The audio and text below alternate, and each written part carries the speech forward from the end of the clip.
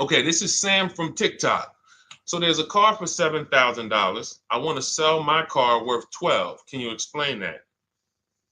Um, well, who are you selling your car to? It's if you say it's worth 12, then all right.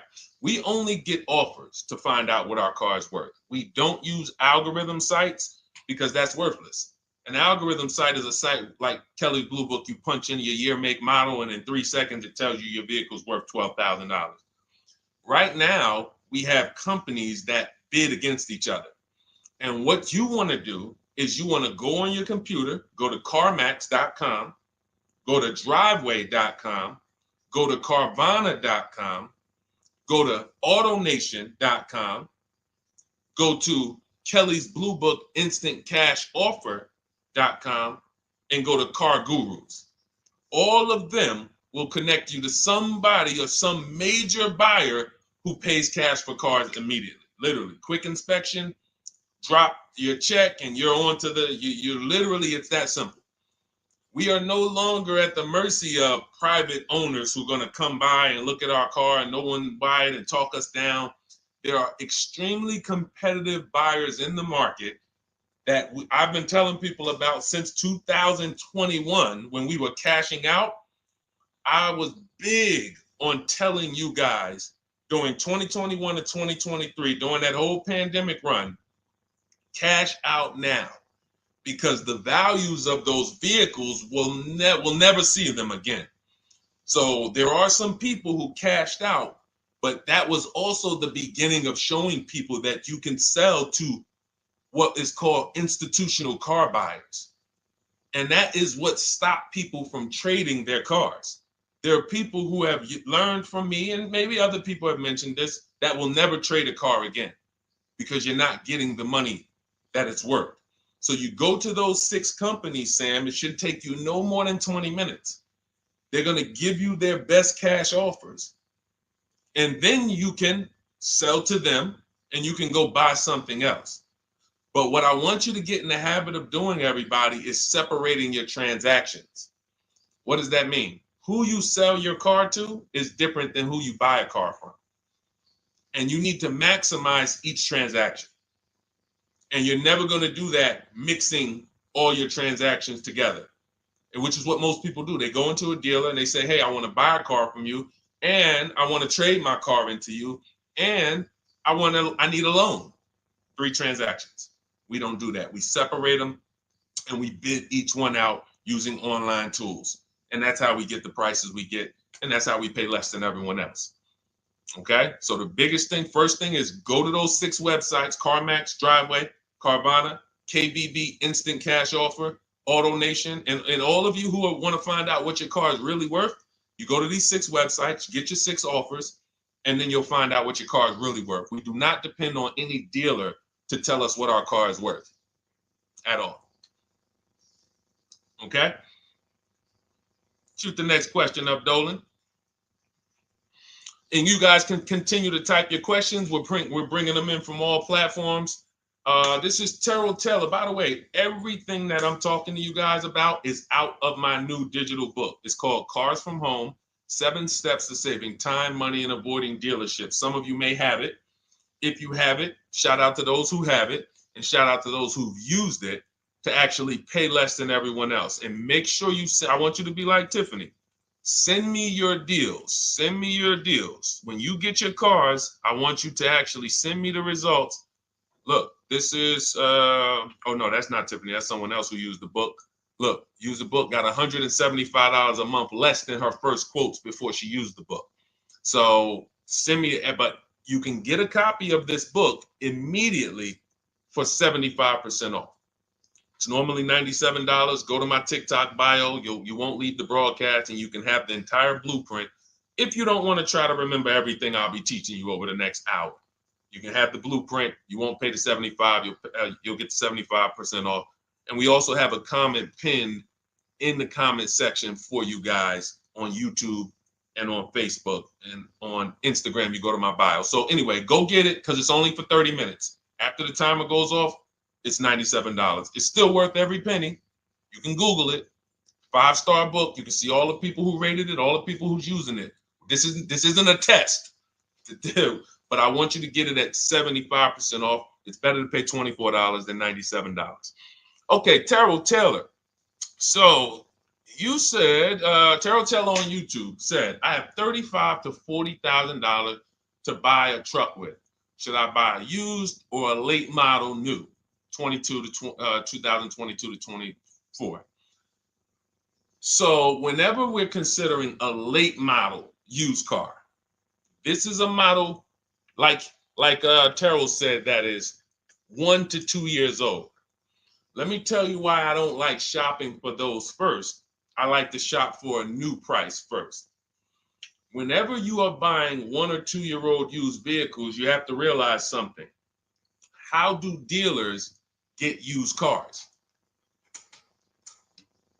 Trade, or they get them off lease, they buy them.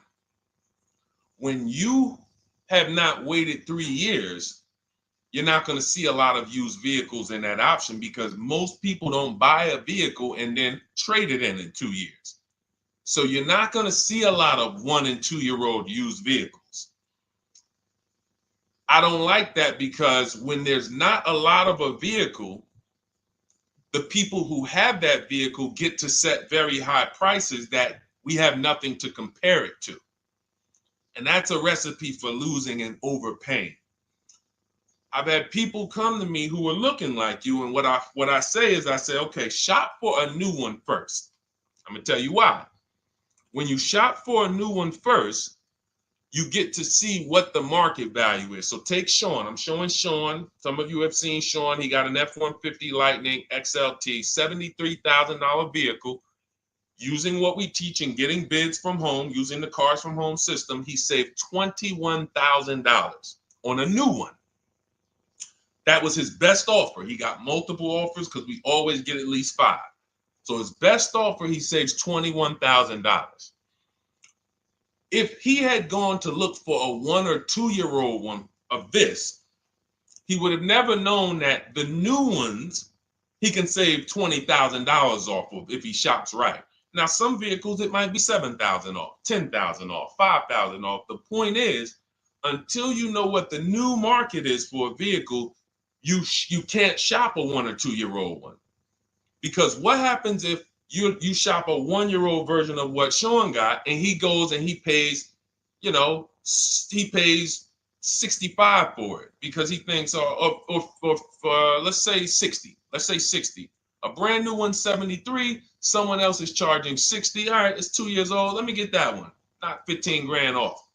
Problem is, he just overpaid for a vehicle because he could have got a new one for less than he got that 1 or 2 year old one.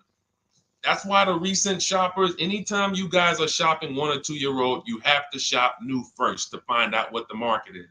Now, in my book, I have my strategies for shopping new online and shopping pre-owned. It's totally different. Pre-owned, you want to go to all the marketplaces. If a vehicle's not on a marketplace, y'all, don't shop. Don't look at it. What does that mean? You ever walk into a used car dealer and you see a used car, but there's no price on it? Type a $ if you've ever experienced this.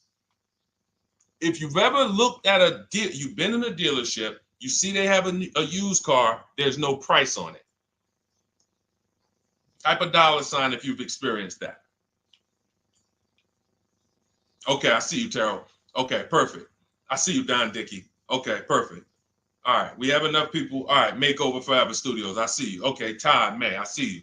So this is a common thing. When you go and look at that vehicle, the most dangerous thing to do, I see you, Tony, is to negotiate on a car with no price because they can make the price up. When a car is on a marketplace like cars.com, carfax.com, carguru.com, carvana.com, carmax.com, these are all the marketplaces we shop for used cars at once. It's like a big round robin for us. This is how I want you to shop. Now you must be competitive or no one's coming. Now there's some people who try to pull a tactic. They'll list a car for 20. They have no intentions on selling it for 20. But they want you to come in and then they'll charge you more, fees, makeup fees and all of that stuff. That's why we always call beforehand. But we know the power is online. The competition is online. So when you're looking, Terrell, you're either deciding, all right, I'm either going to look for a new vehicle, find out what the market price is for the vehicle I'm looking for and how much I can save. What's my best offer? You need to get at least 5 offers. I'm telling you, it's going to be big differences. You have to prove this to yourself. Call around. If you want to do it manually, you don't have my book, do it manually, call around, speak to sales managers. You are going to see it's going to be a $5,000 to $10,000 difference minimum between all of these dealers' offers, minimum. And so then you want to look at the pre-owned options. Then you look at the pre-owned options. And the pre-owned options will tell you what the market is. And so this is only for you who are looking at recent model cars. If you're not looking at 1 or 2 year old pre-owned, this doesn't matter. But those people have a little bit more budget, and that's okay. That's okay. But when you have a little bit more budget where you can look at a 1 or 2 year old pre-owned car, that means you have a little bit more money to lose if you make a bad decision. So that's what you want to consider, Terrell. Shop for the new ones first, depending on what your budget is, and then look at the pre-owned market and say, all right, where's the pre-owned market? But that 1 or 2 year old, you're not going to have a lot. Until that 3 year cycle comes and dealers can start buying those vehicles back off lease, you're not going to see a lot of vehicles. That's why I don't play in that 1 or 2 year old zone. It's just a dangerous zone to play in. Dealers know, we're the only ones. Hey, we the only one that got this car within 50 miles. Let's charge this for it. And then they depend on someone who doesn't know the market to come in, pay for it, and you can literally overpay by 10, 20 grand and you won't realize it until, a couple years later. Okay, great question though. Great question, Terrell. Go ahead, shoot the next one up, Dolan. Type your questions, y'all. We're going to get through as many as we possibly can in an hour. I see a lot of questions coming in. Let me try to speed it up. All right, this is Abigail from Instagram. How do I shop for cars and take test drives without feeling like I'm wasting their time? I'm nervous. Okay, first thing to realize, Abigail, you're a very considerate person. God bless you for that. You're about to spend 5 figures on a vehicle. Some of you 6 figures. I love the courtesy, but we are the prize. When you're shopping the way I want you to shop, some of you, this is your first time here. You don't even know, hey, who is this guy talking? I spent 14 years in the car business. 5 years with Mercedes, 5 years General Motors. I've been helping people buy cars and get below market deals since 2019, education-wise. I love it, but you deserve the experience. If you were walking into the mall to spend 15 grand, let's just call it 15 grand. How would you want to be treated? Like royalty, right? Right? So, but I'm going to answer your question, but I need your mindset. A lot of what we're discussing is going to be the right mindset. You are the prize. That's why I don't want you going to dealers begging for discounts anymore. I want you sitting at home making dealers bid. This is how we do test drives on new cars and leases. New cars and leases. This is how we do test drives. I have it in my book because it's that serious. You're either going to have a great test drive or you're going to have a horrible test drive experience. We call and we ask the dealer, who's the most experienced person there? Who does everybody like? Who's the person that, has been there for a long time, just has a great reputation? Oh, that's John. John is just, he's been here 20 years. Everybody loves him. Okay, can I speak to John? Hey, John, my name's Deshone. I'm interested in the Honda Pilot. I just like to test drive it. I'm in the process of deciding what I want. And, do you have this particular model? You have one there that I could test drive? John, because we asked for the best person, we're typically going to get somebody who is not going to lie, usually. Not a guarantee, but taking these steps, I know these guys. I've been in this dealership. I know most dealerships have one person there who has a good reputation and who cares about that reputation. If you're enjoying this content, hit the like button, y'all. And Keith, y'all killing the likes on TikTok. Shout out to everybody who's hitting the likes on TikTok, to double tapping the screen. Appreciate y'all. And shout out to everybody who hits the like button. When we get there, we meet with John. We test drive. John, thank you so much. Can I have your card? I'll leave you my information. And if this is the vehicle I want, I'll be in touch with you. Perfect. Oh, Deshone, we don't sit down? We don't think, no, we never sit down. I'm telling you that there are things you must unlearn about the shopping process if you're going to win. And what does winning look like? Getting the most money off in the least amount of time. There's no leverage that you have when you sit down and try to negotiate with a car salesman. Every single dealer around you that wants to compete for your business, you can't talk to them while you're sitting in one dealer talking to a car salesman. That's why we don't do it. We get a card. Thank you so much. Listen, if this is the one for me, I'm going to give you a call. Simple. Pressure's off. There's no pressure in our system. You can't pressure us. That's what I want you doing. New cars, leases, that's how you test drive. 20 minutes, you're in and out. And I'm a car salesman at heart because that's what I am by profession. I would never develop a system that would allow you to waste car salesmen's time. I just wouldn't do it. I developed a system that when our people go get cars, look at Ansley. When our people go get cars, Ansley just got his lease, 1% lease, $58,000 Infiniti. Look, started the process Saturday, accept the deal Monday, all by email. $58,000 car, he's paying $554 a month, no down payment. We have tons of these. None of these people spent, look at Jared, lease like a boss, $569 a month down to $520, Volkswagen Tiguan, no money out of pocket. Let's go to a purchase. Pierre, pre-owned car purchase, got his 2022 Mazda, got a 20% discount off the original MSRP. This is 30 minutes. We are not spending more than 30 minutes in dealerships. Who doesn't want to spend more time in dealerships? Type me if you're like Deshone. I don't want to be in dealerships that long. You thought you had to be in dealers to save the big money, right? You thought you had to be in dealers to save the big money. I'm showing you as someone who pays less than everyone and who teaches people to pay less than everyone. Look, Kimberly, $20,000 off a Maserati, shopping from home.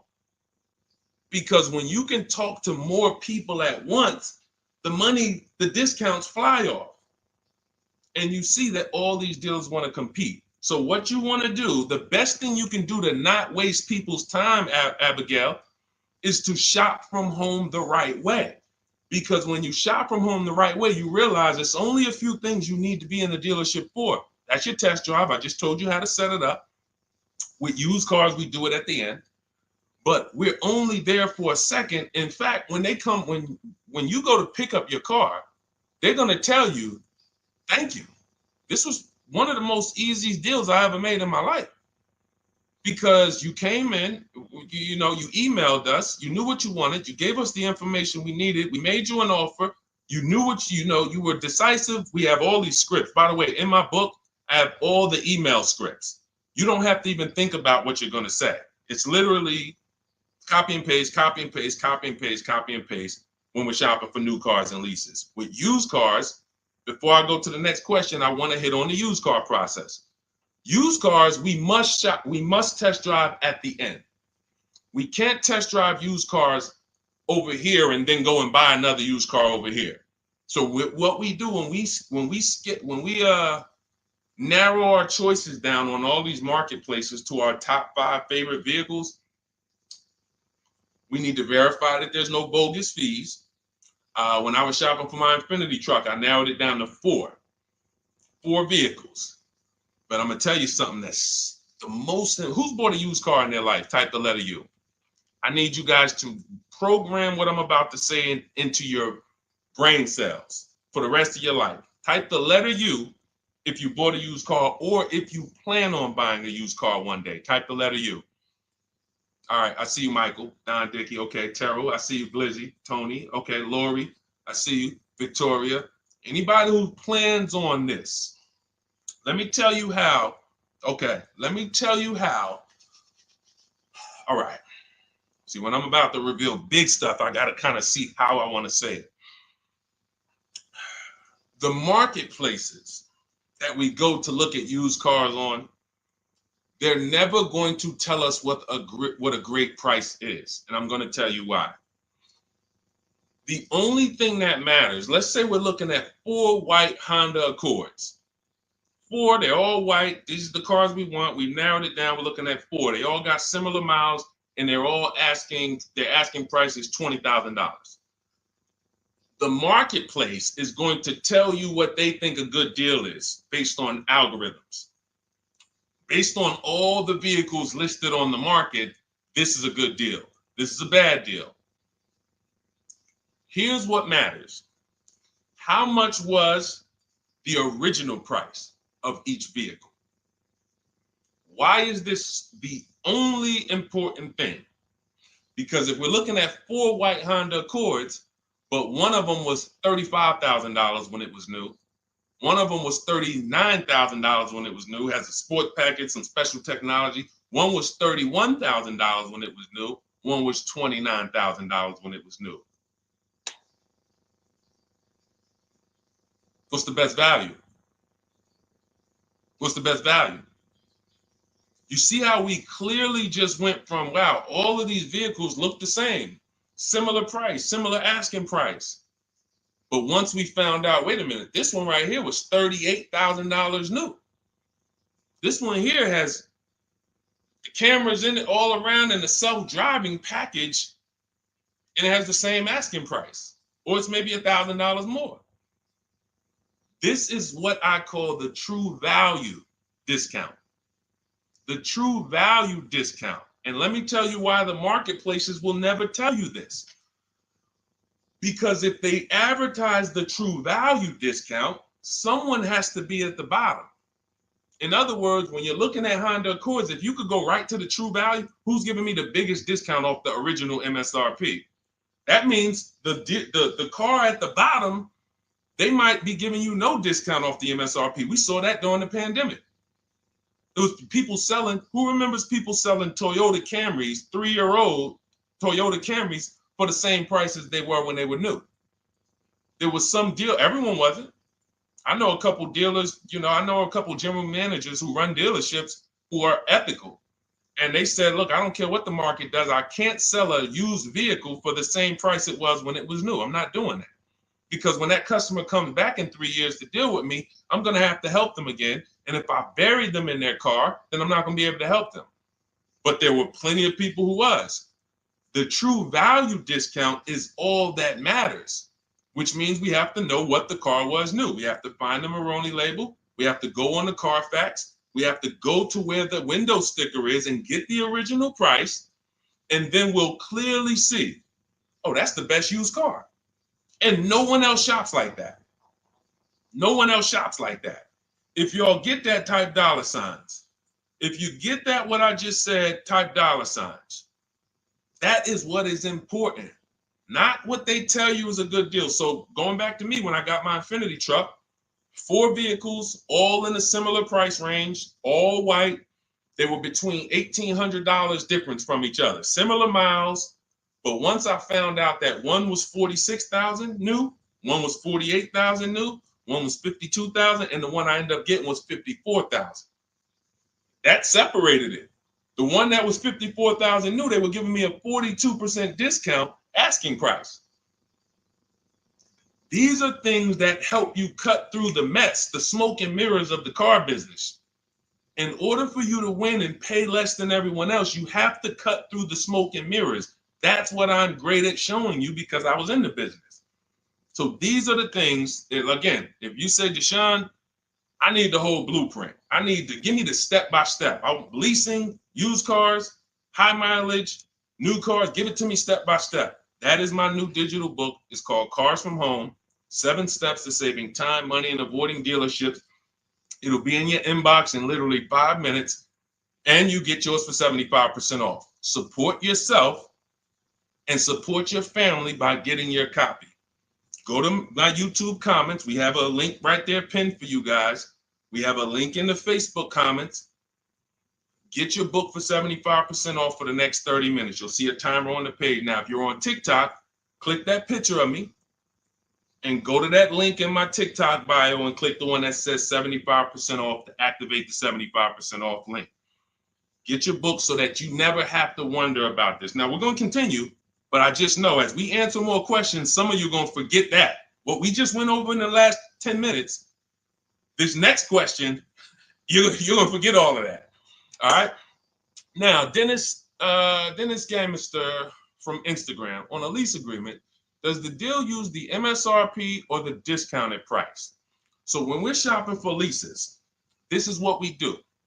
We get all our offers this is how we construct our offers. If you've ever looked on these commercials and you saw, well, Deshone, when I look at leases, though, it seems like, one, they limit me on miles.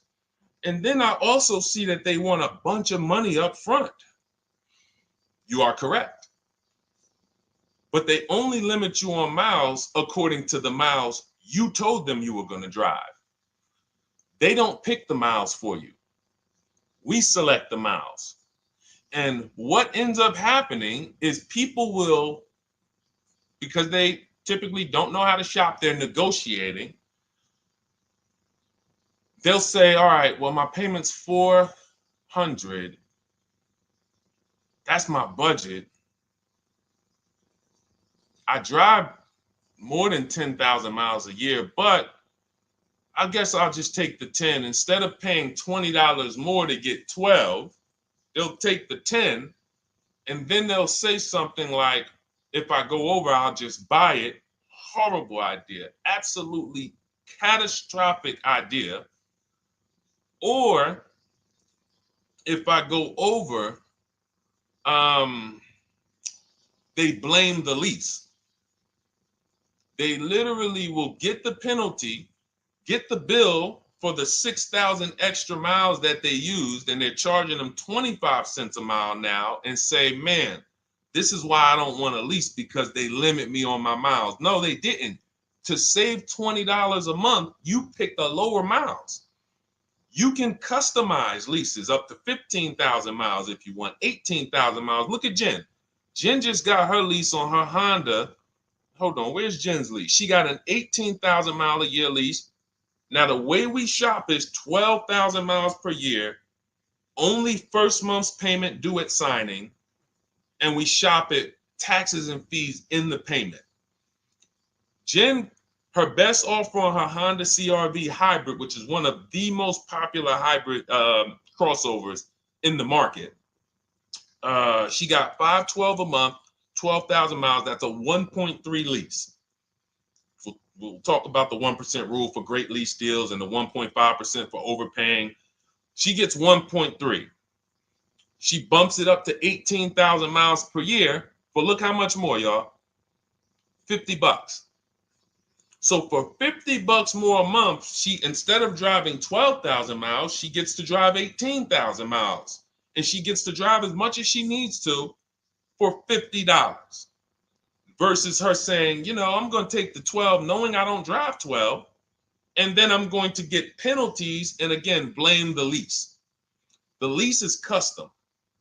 And the first time I learned about high mileage leases was when I was working at Hyundai. I was a manager at Hyundai for a short period of time. It was a highway dealer. The guy ended up going to jail. It was typical, like, you know, I've worked in some dealers, some phenomenal dealers, but this one was like, if you ever could imagine the prototypical highway scam dealership, I mean, this was it. So I was only there for 6 weeks, but I was a manager, and what I saw was I was taking care of this guy's lease who was just finished with it. He had 72,000 miles on it, and I went out there and I said, wait, you leased this? 72,000 miles? He said, yeah, I always lease now. He said, I used to come in every time I bought a car, my negative equity was ridiculous, $15,000, $10,000. I had to keep writing these big checks. And I just said, you know, let me switch to leasing. A customer taught me about high mileage leasing. That's why when I say car salesmen aren't trained, they're not trained. We learn things by intuitiveness and curiosity, and you know, we're not trained on finance and insurance and leases versus buying, none of that. You know, so anyway, I said, wow. And so I looked at his payment. This guy is only paying like $175 more a month, not even, to drive 25,000 miles a year. So if a normal Hyundai lease was $299, he's paying $450, $475, and he's driving 25,000 miles a year. Boom, drops it off, Boom. No negative equity, none of the trash that most high mileage drivers are dealing with. So when we are shopping for a lease, we have to shop with our template. Whenever you're getting your lease quotes, it's 12,000 miles a year, first month's payment only due at signing, taxes and fees in the payment. Assume tier 1. That's what we blast out. In my book, I have something called the 25 to 5 strategy. We connect with 25 dealers online. You use my email scripts, copy and paste. We're going to get 5 offers. This will take you. You saw Ansley. He said, I started it Saturday. By Monday, I accepted a deal. This doesn't matter. This is a 24, 48-hour turnaround to start getting offers on these vehicles. Now, once we're looking at offers, we take the MSRP. We take the monthly payment. We divide it into the MSRP. So let's just say we're shopping for a vehicle. It's $40,000. One of our offers is $400 a month. $400 a month.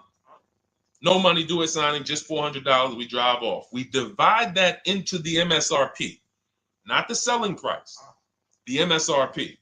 So now we divide that into 40,000. We can see and we multiply by 100. That's a 1% lease. The 1% lease rule has been around for the last 20, 30 years. If you could lease a vehicle and the offers is under 1% of the MSRP, it's a steal. Great value.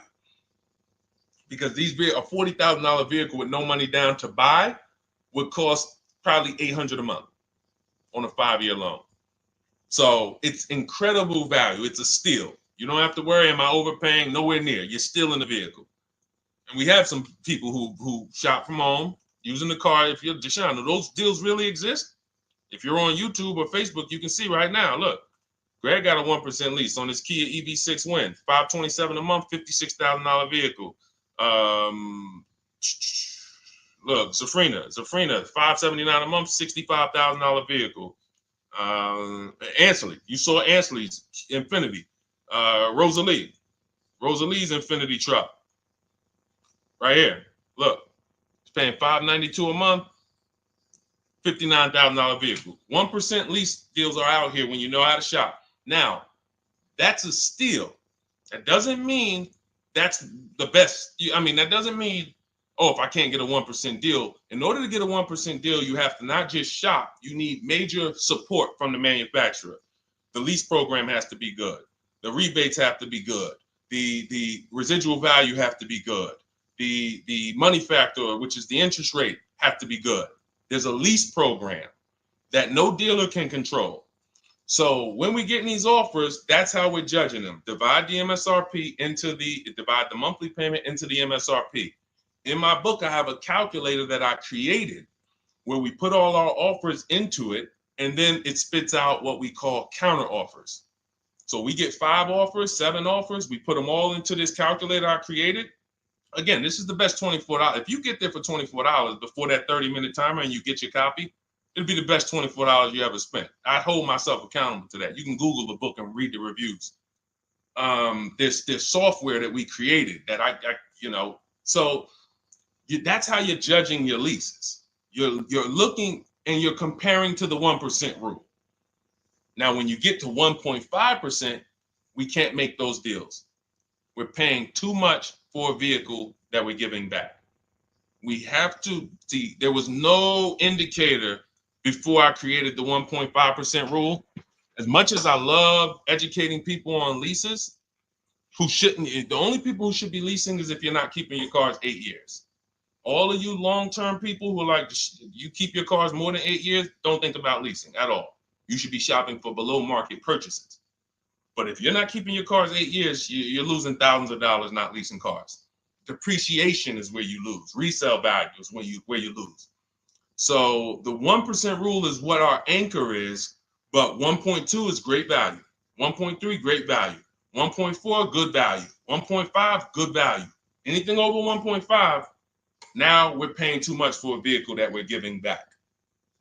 So that's how we're judging. That's how we're judging and comparing our lease offers. And with the calculators that are in my book, you can literally do this in seconds.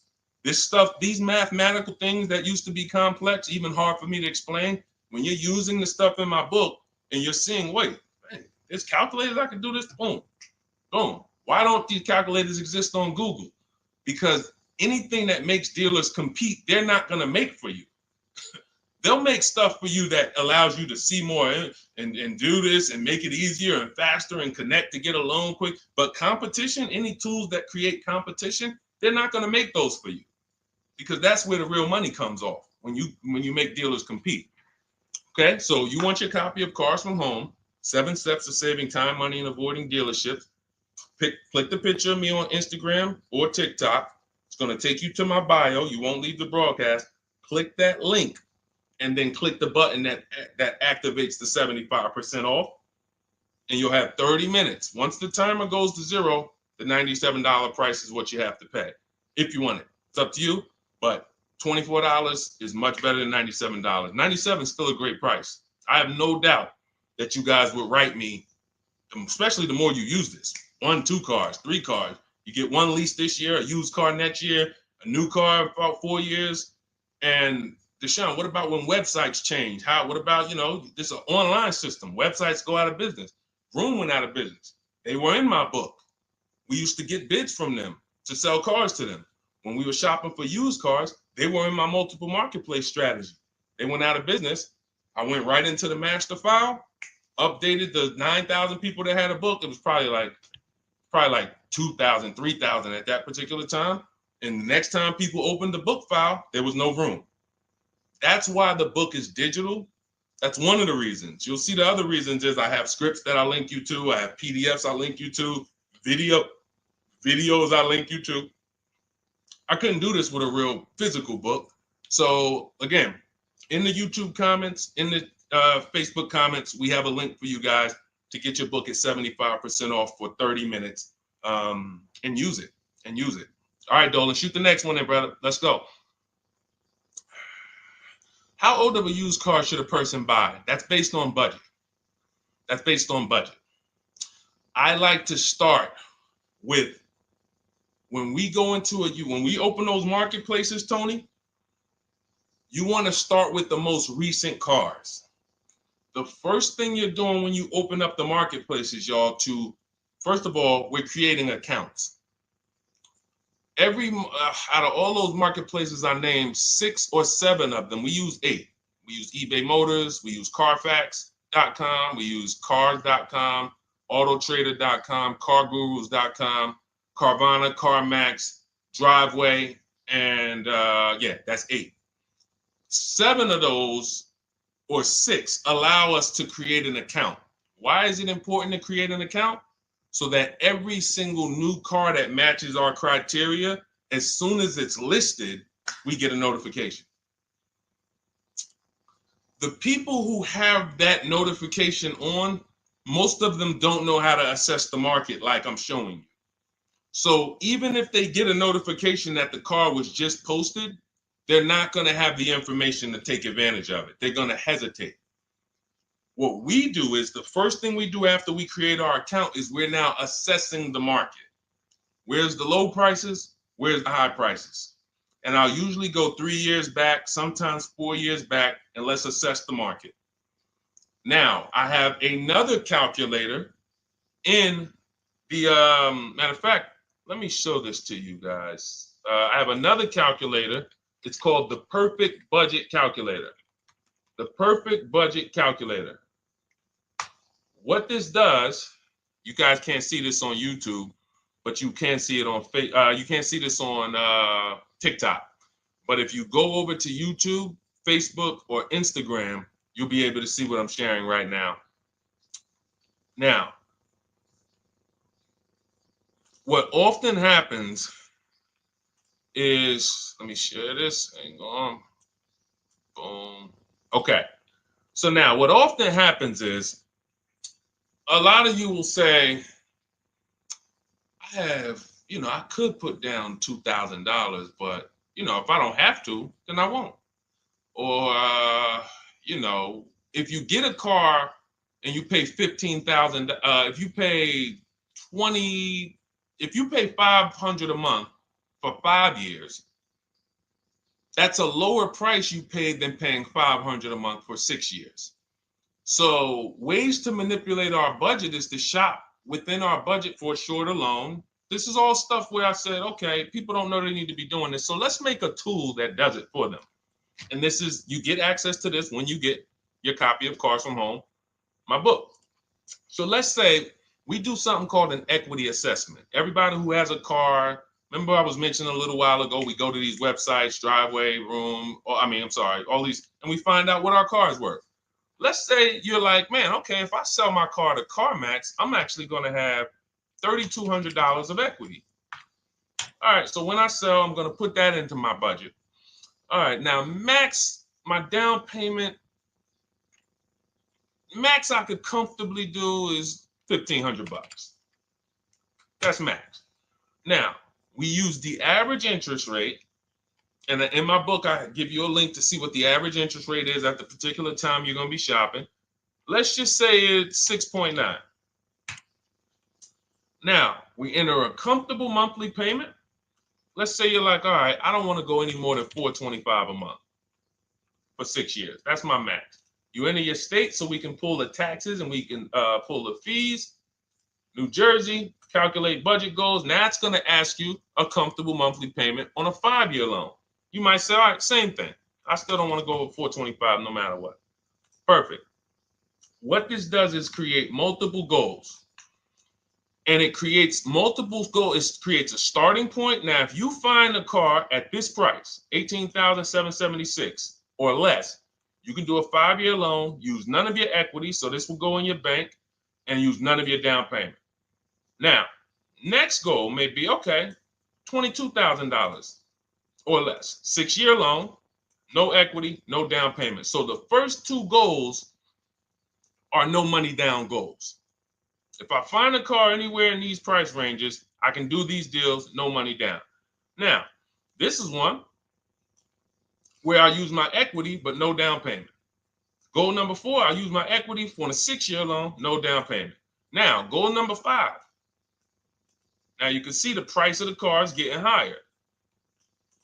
Use equity, use my use equity and down payment, but it's 5-year loan. And then here is your max budget. Your max budget, which is fine. There's nothing wrong with if you find a vehicle that, once you use this and you find the best price vehicle, as long as you are under this number, you are fine. The problem is when you go over that number. The problem is when you go over budget. All of these goals are your budget. So when I got my Infiniti truck, I got my goal out. It was my fourth goal. Now, this is how you make sure when you go out to shop, and look at the top. What does it say? You select your state determines the sales tax, will factor it in, give you precise figures. Now, you'll notice, what about the fees, Deshone? Don't all these cars charge fees? We've already factored in the taxes, and we've added $1,000 for fees. What is $1,000? The documentation fee and the motor vehicle fees. It's all in there. So you can go out and know that's my max budget. I cannot buy a vehicle, make a deal on a vehicle where my purchase price is more than $26,729. That's the perfect budget calculator. So there are certain things that I had to create. No one does them. Everything that I was referring you guys to, all the websites, I was doing this, and there was some things where I couldn't refer you to anything because it doesn't exist. We had to build it. So this is how we make sure we are shopping, whether it be for new cars, used cars, below our budget. And that's not how you make, but here's the thing. I need you, before we go to the next question, I need you to understand something. That doesn't make sure you pay below market price. You have to combine this with getting bids, because you can be within your budget and pay over market value. There's 3 types of prices you can pay for a car, whether it's a new car, used car, or lease. Did you pay market value? That's what everyone's paying. Average. Did you pay over market value? Our only deals we make are below market value. And the way that happens is through bidding and creating a marketplace around you where all these people are competing for your business. That is how you combine that with the budget. This will keep you below your budget, but it does not guarantee. If I gave this to you, all of you would be like, this is great. I'm never going to go over my budget again. But it does not, until you combine that with getting bids for whatever you're looking for, you still run the risk of overpaying, even if you're under budget. Okay? Clear? Type $ if you're all clear before we move to the next question. And there's no way for us to do this manually. If there was a way that you could do this manually, trust me, I would have told y'all to saw me make a video about it all day on my social media. There was just no way. We had to build software. And you know, in my book, you guys will have access to at least 5 calculators for counter offers for new cars, true value discounts when you put the new price you put the original new price of the used car deal, whatever used car you're buying, you put the new car price in, and then you put in the asking price, and it tells you the true value discount, perfect budget calculator. We have at least 5 softwares that I've custom built, and you know, to make sure you guys get great value. So again, you know, I didn't want to be the person who said, you know, you guys know, there's plenty of people who be like, man, the value I'm giving you guys, I'm gonna charge $2.99 for the book, whatever. The people who pay, they'll save the money. And the people who pay, there'll be some people, because some people are gonna pay, they just see value. Poor people look at cost. Wealthy people look at value. People who are into financial literacy they don't ask themselves, how much does that cost? They ask themselves, what's the value I'm getting from that? And I could have said, well, you know what? I'm going to help you pay less than everyone on new cars, used cars, leases. We'll do $200, $300 for the book. And I only want to sell it to 1% or 5% of the pie. But at the end of the day, my mission is to help as many people want to be helped. And so that's why I said, okay, $97. But even our welcome offer, you got a chance to get it for $24 if you get there before the 30 minutes is up. Okay? YouTube link, get your copy. And make sure you save the support email, guys. You see it scrolling across the screen. If, for instance, you don't get your book in 5-10 minutes, it's usually because you typed your email wrong. Reach out to my support team. They'll get you the book immediately. And soon as you pay, go to TikTok. Look, y'all see the links. Go to my bio on YouTube and Instagram. Get your copy. And as soon as you pay your $24, there's going to be a page that says screenshot this page. Right on that page, you can access your book. I want you to have the book immediately, but I also, in case you know, some of you type wrong, big thing, you know, we fat finger stuff. I want you to have the support email so that you can reach out to my team so we can make sure that book is in your inbox so you can use it and start saving money and building confidence. Okay, Dolan, next question, man. Let's keep it rolling. Okay, there's something about Mary on Instagram. I bought a car as is, and in less than a month, motor lock, can I sue for selling me a lemon? I'm not a lemon law attorney, but that is not what a lemon law case is based off of, in my understanding. Lemon law case is based on you buying a vehicle and the same thing continuing to go wrong at least 3 times. You know, that's a general overview of, you know, what the lemon law process is. And if y'all are enjoying the broadcast on TikTok, can y'all just double tap the screen and keep running those likes up? Every time y'all do that, y'all help TikTok bring more people here, and I appreciate it. If you're going to spend some time with us and, you know, every time just you hear something you like and you're like, man, we got to share this. Oh, and shout out to Madhu for sharing. Here's the thing. I made a video about this the other day because a friend of mine got a used vehicle and the transmission went out on him in about a month. So it wasn't the engine. But when you buy a vehicle as is, it's very tough for you to have any recourse, anything that you can do, because you're signing a contract that specifically says as is. It's very tough. What I would do if I was you, because the damage is done. I just find out what it would cost me to put a used engine in the vehicle, rebuilt in a used engine. You know, salvage yard. You need to, and especially if you're buying cars that you're paying cash and you're buying as is cars. These are probably cars that are under 10 grand, 12 grand. You need a mechanic. See, because that's a strategy. There is a great strategy called buying inexpensive cars and having a local mechanic so you could do what's right. Oftentimes you could drive those cars for a year or two and sometimes sell them for what you got for them because you've outlived the depreciation. Those cars are not depreciating as much unless you overpay for them. If you overpay for it, then it's going to drop because you overpaid for it. But if you pay a great price on some of these vehicles, you can oftentimes win with this, but it requires skills. One of the skills is, how do I avoid engine issues, transmission issues? So a couple things for those of you who may be going this route, you need to narrow your search down thoroughly based on title history, service records, accident history. That oftentimes you'll see, if I typed in right now 2018 Subaru Outback longevity. That's one of the things we do. It's in the 4th step of my book. Before we get prices on anything, we do a quick 5-minute search to make sure these aren't bad cars. There are bad cars out there, but there's data that shows us. If I type that in, it'll tell, okay, these vehicles are known for lasting 100,000 to 300,000 miles, depending on how they're maintained. That means you could have a quality vehicle, but if it wasn't maintained correctly by the first owner or owners, it's going to break down. The life cycle is cut short.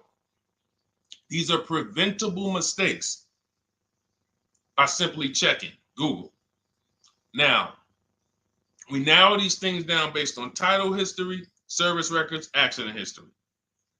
Once we do that, I don't mind buying a 10-year-old. I bought a car that was it's my around the city car. I drive it probably 200 miles a month. I bought it from a owner in South Orange. He was a 98-year-old man. He's had it for 10 years and he knew everything about it. He leased it for 3 years, then he bought it. So he's really had the car for its entire life cycle. That's what you want because you're able to look and see the service records. I don't mind. We have to take the risk off of ourselves, and the risk off of ourselves with used cars to prevent ourselves from buying these used cars that are breaking down on people and they're always in the shop and, they're dying on the road and you got to keep the tow truck on speed dial. It's simply a matter of checking to see the reliability records of the car, which is easily accessible on Google, the way I just said, and then making sure the one we get was actually maintained correctly. And that's going to give us the best chance of having a great experience. These are the steps we must take. But in your particular case, there's probably, I don't think you have a case. You can certainly reach out to a lemon law attorney. I don't think you have a case at all. I think because it's buyer beware with cars. It's buyer beware. That means it's on you. If something goes wrong, it's on you. And so what I would do is I would find a local mechanic that I trust, that everyone loves in the neighborhood, and I've been there for 10 years, 20 years. And I would say, listen, can you find out what it would cost me to put another engine in this vehicle? My father did this on his GMC Envoy about 6 years ago. It was a 2008 Envoy. The engine went out on him. He put a new engine in the vehicle. One of the best $2,000 he ever spent, $2,000 or $2,500, whatever it cost him. They put a new engine in that vehicle. He still has it. He's about to sell it for about $4,000. He's had that vehicle from 2013. Think about that. A lot of people, engine goes out, they sell the car. It's worthless now, so they take the loss. Meanwhile, man, let me come up with $2,500 and I still got no car payment for the next 6 years. We don't need to be so quick to go replace our cars. If we follow these strategies, we can actually, I love to see more people doing that. Just go fix the car. But don't go to the dealership to fix it when they tell you, hey, the engine's gonna cost $10,000. And what does the dealership say, y'all? When you have these major issues and the dealership tells you the transmission is $7,000 and a new engine is $10,000, what's their suggestion? What's their suggestion when they tell you that? Because they already know you're gonna be like, yo, what the heck? I can't pay all of that. What's their suggestion?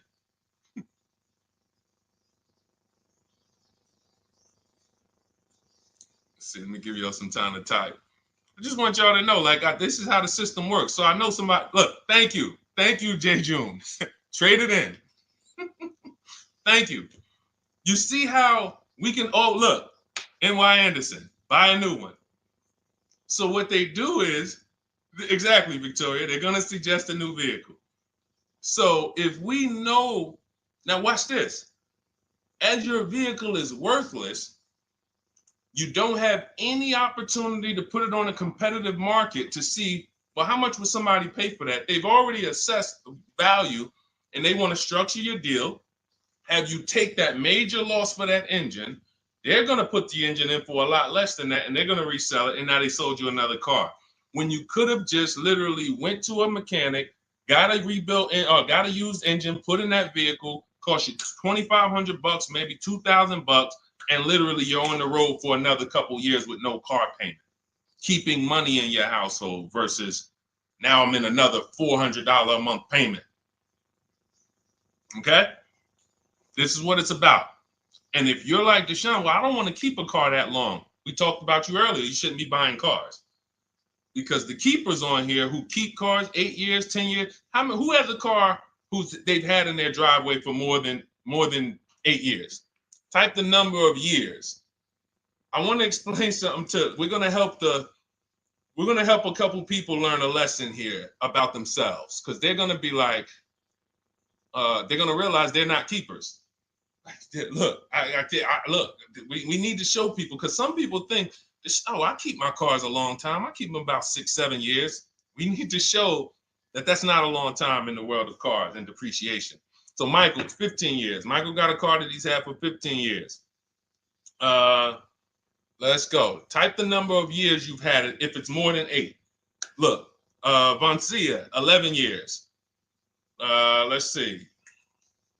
See, a lot of people don't keep their cars.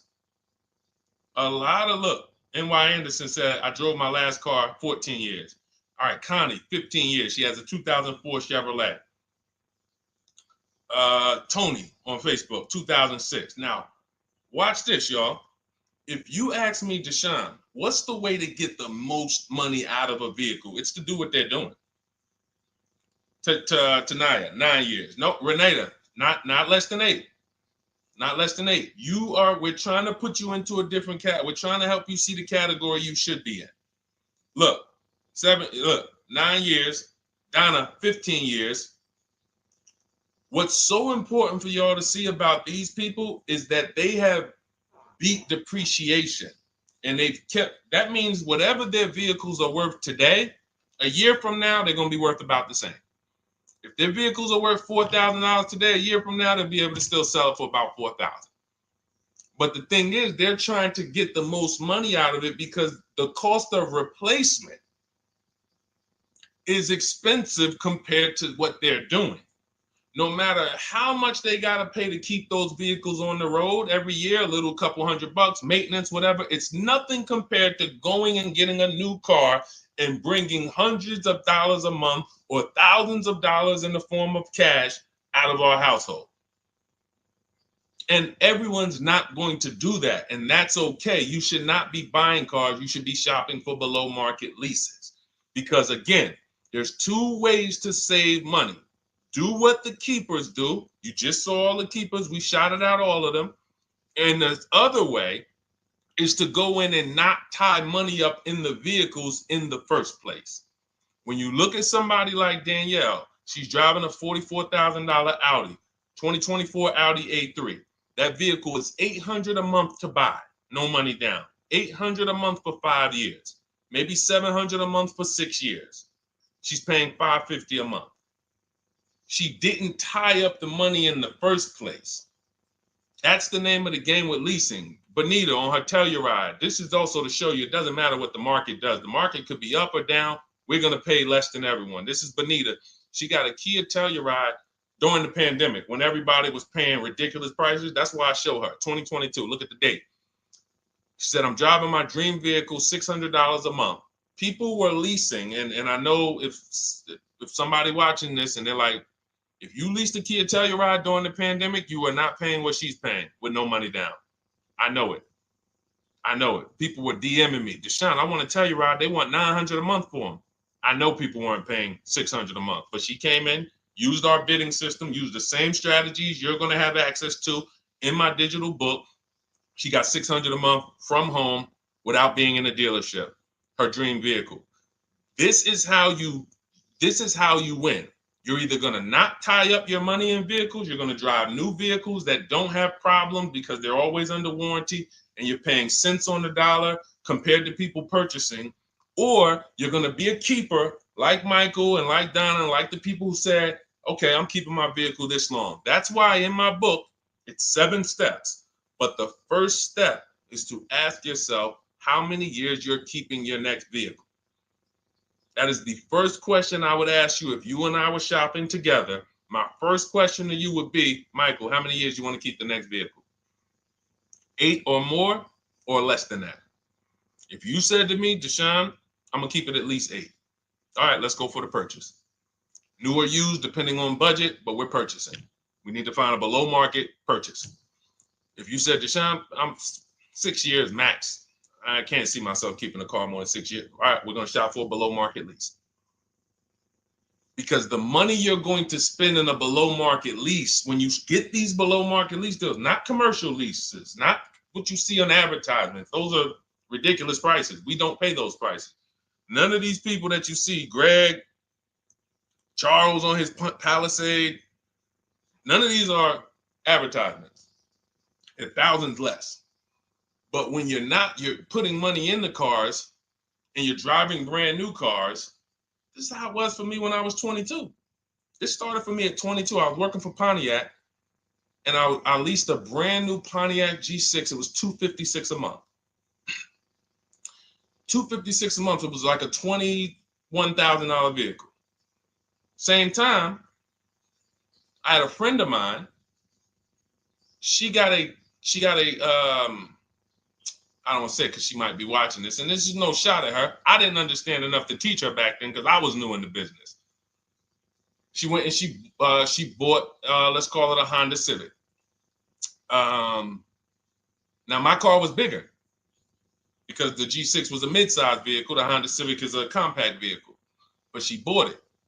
$20,000 vehicle, 22, whatever it was at the time, paying almost $500 a month. Like that's a $500 payment. That's what it is. So my young household, I got a newborn daughter. I got a new car I'm paying $256 a month for. Same time, it's got families around me. They're in their 20s, but they're paying $500 a month.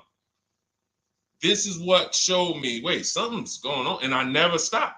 I bought a used car at that time, but since I've had 4 Infiniti leases, I've had a Jeep Grand Cherokee lease, and people always think, gee, you must be paying ridiculous money. I see you get new cars every 3 years, but they don't. I'm driving $40,000 cars, $45,000 vehicles. I never paid over $400 a month. Not one of my lease payments was ever. I remember I got this Jeep Grand Cherokee, and it was a $35,000 Jeep Grand Cherokee Laredo, 2018. When I got my offers, the best offer was $330 a month. 12,000 miles per year. And that's what I was driving. If I was driving 15, I would have bumped it up to 15,000 miles per year. I got $330 a month. I went in there and I gave them $330 for that Jeep Grand Cherokee and I drove off. $35,000 vehicle. This is what I'm telling you guys.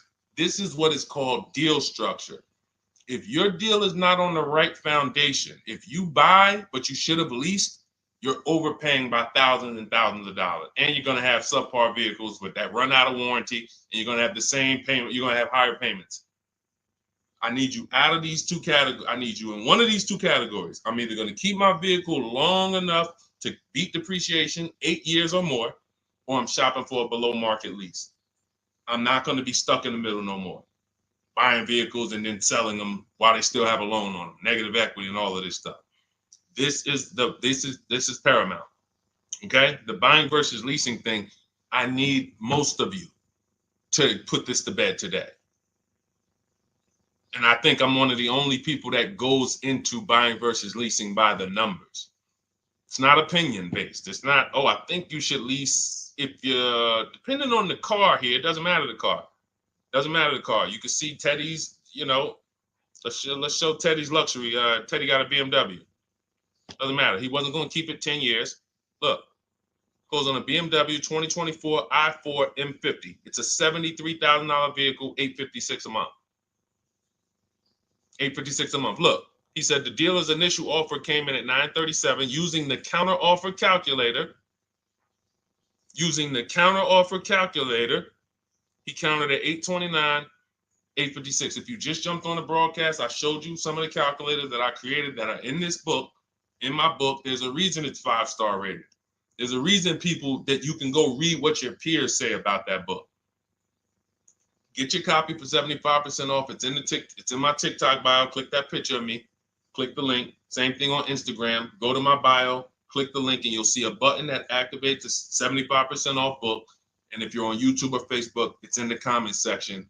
30 minutes only. Get your book so you can have access to all of this. Unless you just have an incredible memory and you can remember everything we talked about over the stream, but none of you can. I know none of you can. That's why, I couldn't even do it. It's just too much. We're talking about used car strategies, new car strategies, lease strategies. You guys, you're not gonna remember all of that. But anyway, let's go. All right, I think we got time for a few more. Go ahead, Dolan, keep it rolling. Make sure you guys screenshot the support page. As soon as you pay for your book, the book is on the thank you page. Remember that. I don't want you, I send you the book 2 ways. As soon as you pay, it says access your link below, open it. You can click it and save it right to your phone or computer right then and there. If you do not save it right then and there, make sure you screenshot the support page or use the support email that's scrolling through the screen. This is not for questions. Do not send me general car questions here. I don't answer questions by email. That is strictly for those of you who have your book and you're like, or you paid for the book and you're like, okay, where is it? It's usually because the email was wrong. That's okay. Hit that support email so that my team could send you the link out so that you can have your book today and start digging into it and using it. Even if you're not shopping right now, you can still map a plan out. Go ahead, Dolan, shoot the next question up.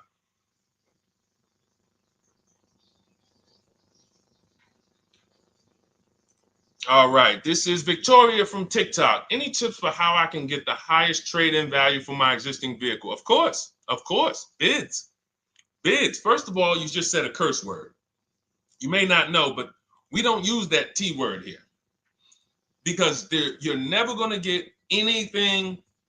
You're not going to get a max value for anything trading. We are fortunate that we have the opportunity to get bids from cash buyers in the market. And I'm not talking about cash buyers like Facebook Marketplace where a person, it's one of your neighbors from your town coming to look at your car. I'm talking about institutional cash buyers. People who cut a check instantly and, they do an inspection. That Jeep Grand Cherokee I sold to CarMax, they were the highest bidder 3 years ago during the pandemic. I'm not going to tell you what I made because those values don't exist anymore. So it just doesn't even make sense. But, those of you who were watching my videos earlier 3 years ago or using my tips, you guys cashed out and made ridiculous money. When corporations were trying to make money on people, we made money too. But CarMax won the bid. I went down there. They did an inspection on the vehicle. They came back.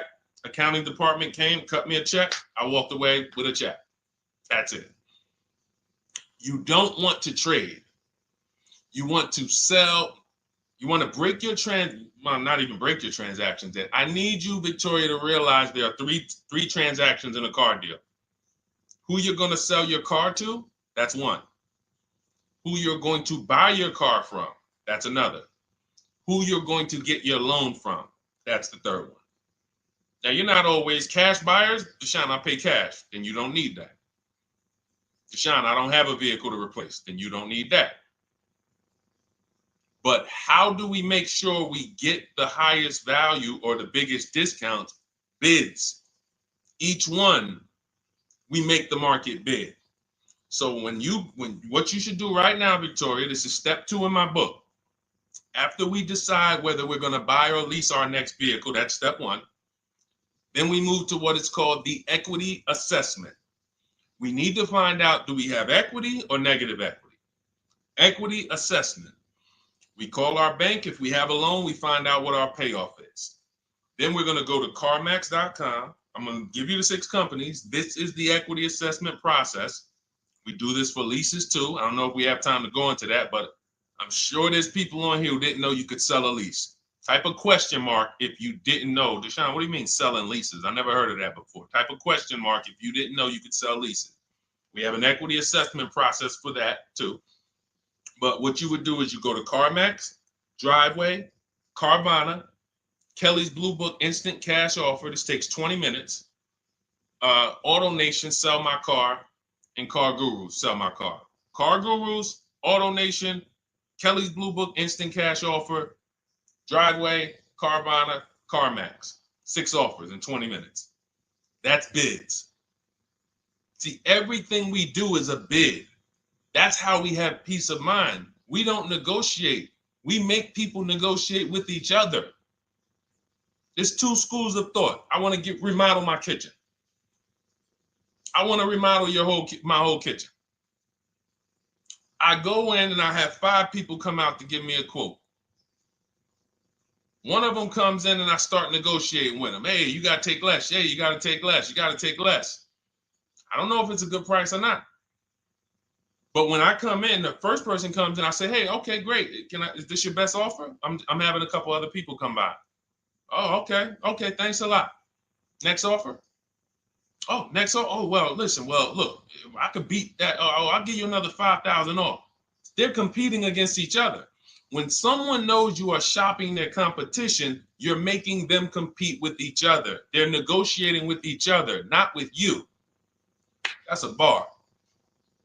Type of exclamation point if you got that. When people know you're making them compete with their competition, they're negotiating with their competition, not with you. That's the power of bidding. That's why we got grandmothers and single mothers that can come in and do this. That's why we got people who can come in and do this. You know, how are people getting these prices? Not negotiating, because they're making people negotiate with each other to earn their business. They're making banks negotiate with each other to earn their business. It's a beautiful thing. Banks and dealerships depend on you not making them compete. They want to negotiate with you and try to make you imagine and make you think, well, that's the bottom. That's the bottom. And you think that's the bottom, but that's only their bottom. Their competition's bottom is different. Their competition's best interest rate is different. Their competition's best discount is different. And why is what we do so easy? Because we're right here in our houses. That's why our entire system, our company, my book, our mindset is called Cars from Home. Cars from Home. It encompasses everything we do. Cars from Home. So that's what you do, Victoria. First thing you do is you go to those 6 websites, get your 6 cash offers, and that's going to be higher than any dealer you would ever consider trading the car to. Guaranteed. And this also allows us to eliminate the fake emails we get. All of this stuff is computer generated. I know you guys get these emails. Hey, Deuce, great news. We need your 2016 Kia Optima. We have a customer looking for it. We'll pay you $2,000 over MSRP. Who's gotten those emails? We'll pay you $2,000 over Kelly's Blue Book. Who's gotten those emails? Deuce, the list is CarMax, Carvana, KBB Instant Cash Offer, Driveway, Auto Nation, and Car Gurus. Car Gurus. That's step 2 in my book, the equity assessment process. This is stuff we do before we start shopping. Decide whether we buy or lease is step 1. That's going to put our deal on the right foundation. Step 2 is the equity assessment. Everything we do is a path. It's a clear, easy path. Okay, so yeah, I forgot the question that I just asked, but let's go. I could already tell. See, I could tell when I'm winding down because y'all could tell stuff will start blurring to me. That's why I'm like, see, and if that happens to me, I know it happens to you. Like that's why I'm like, listen, grab your copy of Cars from Home. It's a digital book. You'll have it in your inbox in minutes. It has it's continued updates. I probably updated that book 5 times since we originally launched it. Added calculators to it. Those weren't in it originally. I've added the calculators. I'm committed to making stuff better without being like imagine this. Oh, well, you bought volume 1 of Cars from Home, but I just put a new tool in, guys. Now you're going to get volume 2. And now every time a website changes, you got to get volume 2 and volume 3. And 5 years from now, you're getting volume 9 each time. It's like, no, literally one-time cost. And I can't tell you if that'll be around forever. I can't tell you that. I can't tell you 3 years from now, I'm going to be giving free updates of the book. I don't know. But I know today, that's what it is. Everyone who gets their book, you get free updates as I update the book. Because there's value in that. There's value. I could send an email out to people every 3 years and ask them, hey, did you enjoy the book? They're going to say, hey, yeah. Well, here's the thing. My new version is this. There's value in that. It could just be $24. They're already a believer. Someone who used the book's already a believer. So they'd be like, yo, the new version, oh, I'm about to shop again. $24. I'll pay it again. It's the best money I ever spent. But for now, I'm not doing that. Those of you who have the book, you will get free updates, and we'll keep you on the list to make sure you always get free updates of the book. So your link for 75% off is in the YouTube comments. It's only good for 30 minutes. It's in the Facebook comments, and it's in my Instagram and TikTok bios. Click those links in my bio. Click the button that says 75% off my new book. Get there before the $97, before it goes back up to $97. And make sure you save the support email, guys. Screenshot the support email. It's scrolling across the bottom of the screen. If that book is not in your inbox in 5 minutes, I want you to email my support team. Make sure you check your spam. And I also want you to, as soon as you purchase, you'll see, I say, hey, access your book below. So there's a link where you can click, open it up, get your book immediately if you want to download it, but I also email you a copy. But make sure you save the support email just in case. And again, that email is not for questions. Okay, it's not for car shopping questions, nothing like that. That's only to make sure you get your book. Okay, so great. Listen, great job. We've been on here about 1 hour and 20 minutes. Great questions. You guys know I like to go into detail in these questions. I would love to be able to get through 100 questions in 1.5 hours, but that's just not the way it works. We're not talking about buying, $100 items here. If we were talking about house buying, we'd have to go into detail. These are major items. This is the most expensive item y'all are going to buy behind your house. Think about that. And think about how many people are there to protect you when you buy a house. Think about how many people have licenses. See how that question got asked earlier? Can they sue if it was a house and they did you wrong? Sure. You can go before the real estate commission. People can lose their license. People can lose their ability to practice real estate.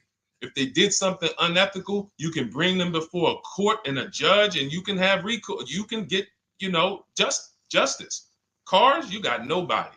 No one's licensed. The person who's helping you buy your car that you're sitting there negotiating with, which I want you to stop, they might have just got that job.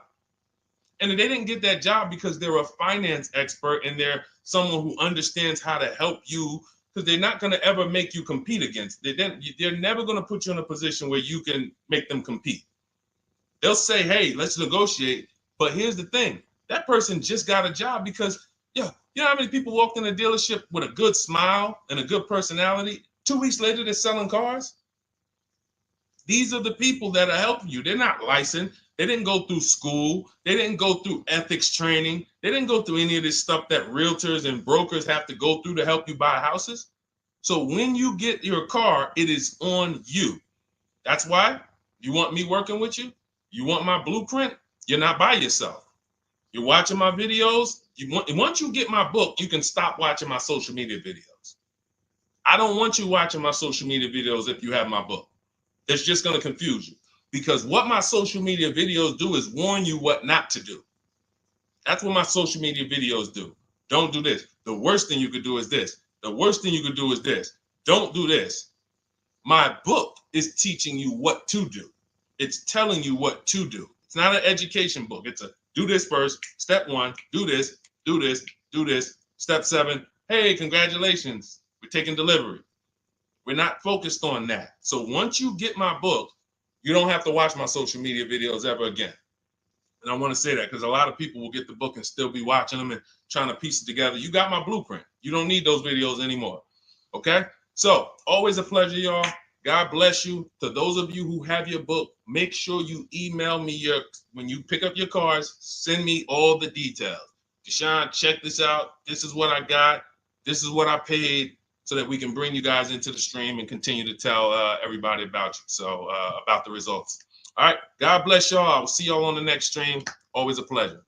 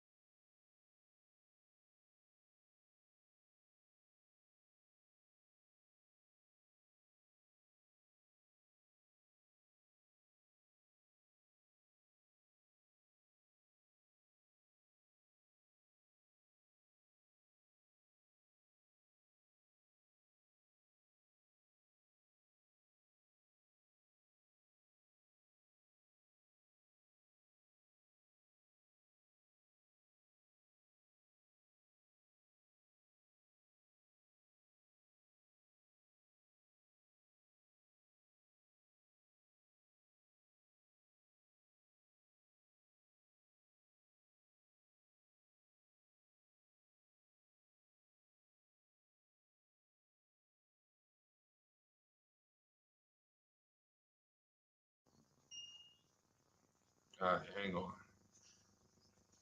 Welcome to Car Shopping Questions and Answers. We are going to be going deep on all your car shopping questions. No question is off limits. And if you don't know me, my name is Deshone the Auto Advisor. We're already up and running on TikTok. We got our first couple questions about to come in, but I need to get back on Facebook because we have to start Facebook, YouTube, and Instagram at the same time, or it's not going to work. So let me it's all good. Stay right there. And I want you guys to start typing your questions. We'll be here for a powerful hour, and I'm just going to go through as many questions as I can in an hour. And we're going to be talking inside stuff. I don't hold back. Some of you know who've been on the stream with me. I do not hold back when it comes to questions and what we do here. So let's just go on Facebook. All right. Hang on. Let me throw the link up. Perfect. Yeah. All right. Okay. We're good to go. Dolan, you can bring the first question in. And let me give a new. Welcome, Facebook. We're on 4 platforms right now going live for car shopping questions and answers. Type your questions in below, and we're going to make sure we get to them. All right. It's not easy getting 4 platforms live at the same time. And we have 2 TikTok channels that we're live on at the same time. So everything we'll be talking about is out of my new digital book, Cars from Home, 7 Steps to Saving Time, Money, and Avoiding Dealerships. I have a special link for you to get a copy at 75% off in my TikTok bio, in my Instagram bio, or in the YouTube or Facebook comments for the next 30 minutes. Let's rock and roll. All right. First question comes from Scott on TikTok. I'm trying to buy a new pickup truck in New Jersey. Not sure how to do it. Well, the first thing we want to do is decide whether we're going to buy or lease. If you're keeping this truck longer than 8 years, then you should be buying. Once you decide whether you're going to buy or lease, and that's how you're going to avoid depreciation.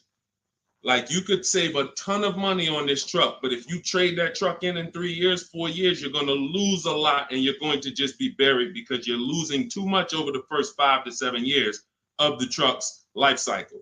So if you're like Deshone, I'm keeping it more than 8 years, no need for me to think about leasing, all good.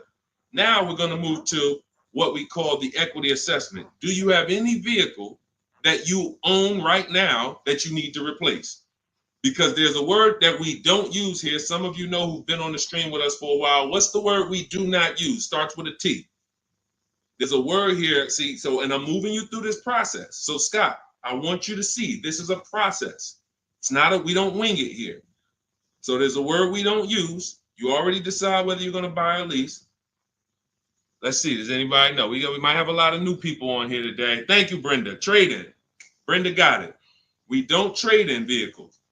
Because again, when we start talking about getting all the money on our car deals, we got to realize something.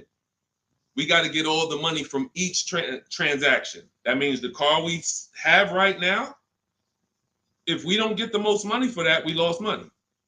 The loan we may be getting, if we don't get the lowest interest rate, we lost money. And the car we're buying, if we don't get the best price, we lost money. So what we do is the equity assessment. Let me know if you have a vehicle you're going to be replacing. We would make sure we go online, we go to bidders, and we find out the highest bid we can get on our vehicles. Takes us 20 minutes. 6 major websites: CarMax, Driveway, Carvana, Kelly's Blue Book, Instant Cash Offer, Car Gurus, and AutoNation. These are people who are fighting tooth and nail every day to buy cars. So we get bids from them. Now, let's move in. Let's say you don't have a car to replace. Now what do? Well, let's look at how we're going to pay for this truck. Are we going to, let me turn on airplane mode to make sure I don't get any interruptions. All right, how are we going to pay for this truck? Are we going to buy it cash, or are we getting a loan? So if we're getting a loan, then we need to see, are there any special interest rates on this truck we're looking at? If there's 0%, if there's 1.99%, that eliminates us from needing to shop for a loan. That's called a subvented interest rate. No one's beating it. So when you guys see like Honda, if a vehicle you're shopping for has a 2.99% interest rate, 1.99, that eliminates us shopping. But there's one parameter we must look at in the fine print. What's the term?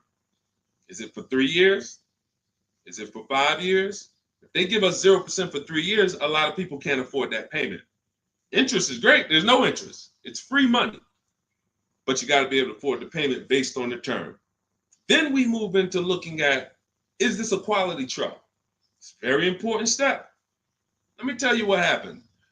People used to buy Range Rover. When I worked at Mercedes, we had a Range Rover dealer right next door.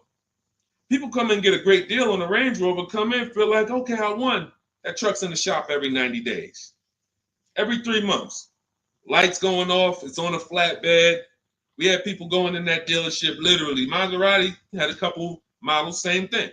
But there are domestic models too. There are import models. There are Japanese models too that have issues. So what we do is we do a quick search, takes us 5 minutes. Nothing that I'm talking about takes more than a couple minutes. In fact, our entire process to buy cars that I teach, my 7-step system, is 90 minutes to 2 hours. You can get the best, you can get below market deals on any vehicle in no more than 2 hours. So, but we can't get a below market deal and then find out we bought a bad vehicle. That means we lost. So whatever truck you're looking at, you would type that truck into Google and you would type, for example, 2024 Chevy Silverado, and you would type in initial quality.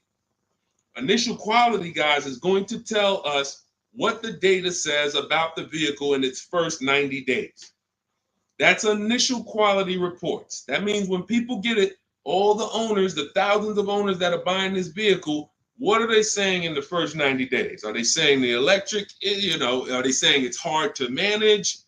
It's too complex, there's issues. Initial quality we look at and we skim Google to see if we see any red flag articles. Then we switch initial quality to reliability. Reliability is what are people saying the first 3 years?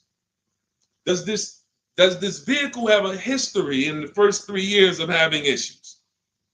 Maserati owners who was buying these Ghiblis and buying things back in the day, the Quattroportes that were having issues, they would have saw that. And they would have made a decision not to buy those vehicles. These things, this 5-minute exercise prevents you from nightmare ownership experiences. Paying less than everyone is one part of this deal, guys, of what I want you to get. That's one part of it. Getting a quality vehicle is the other side. And you can't have one without the other. Great price, not a quality vehicle, we lost. Quality vehicle, we paid market value or above market value, we lost. So we need to get both. So then once we find out, okay, the vehicle I'm looking for, it has great marks, there's no red flags, now we move into getting offers. And very simple, we get offers right from home. That's why everything I teach is called Cars from Home. Cars from Home. It's a mindset and it's also a process. We sit down here and we contact dealers online.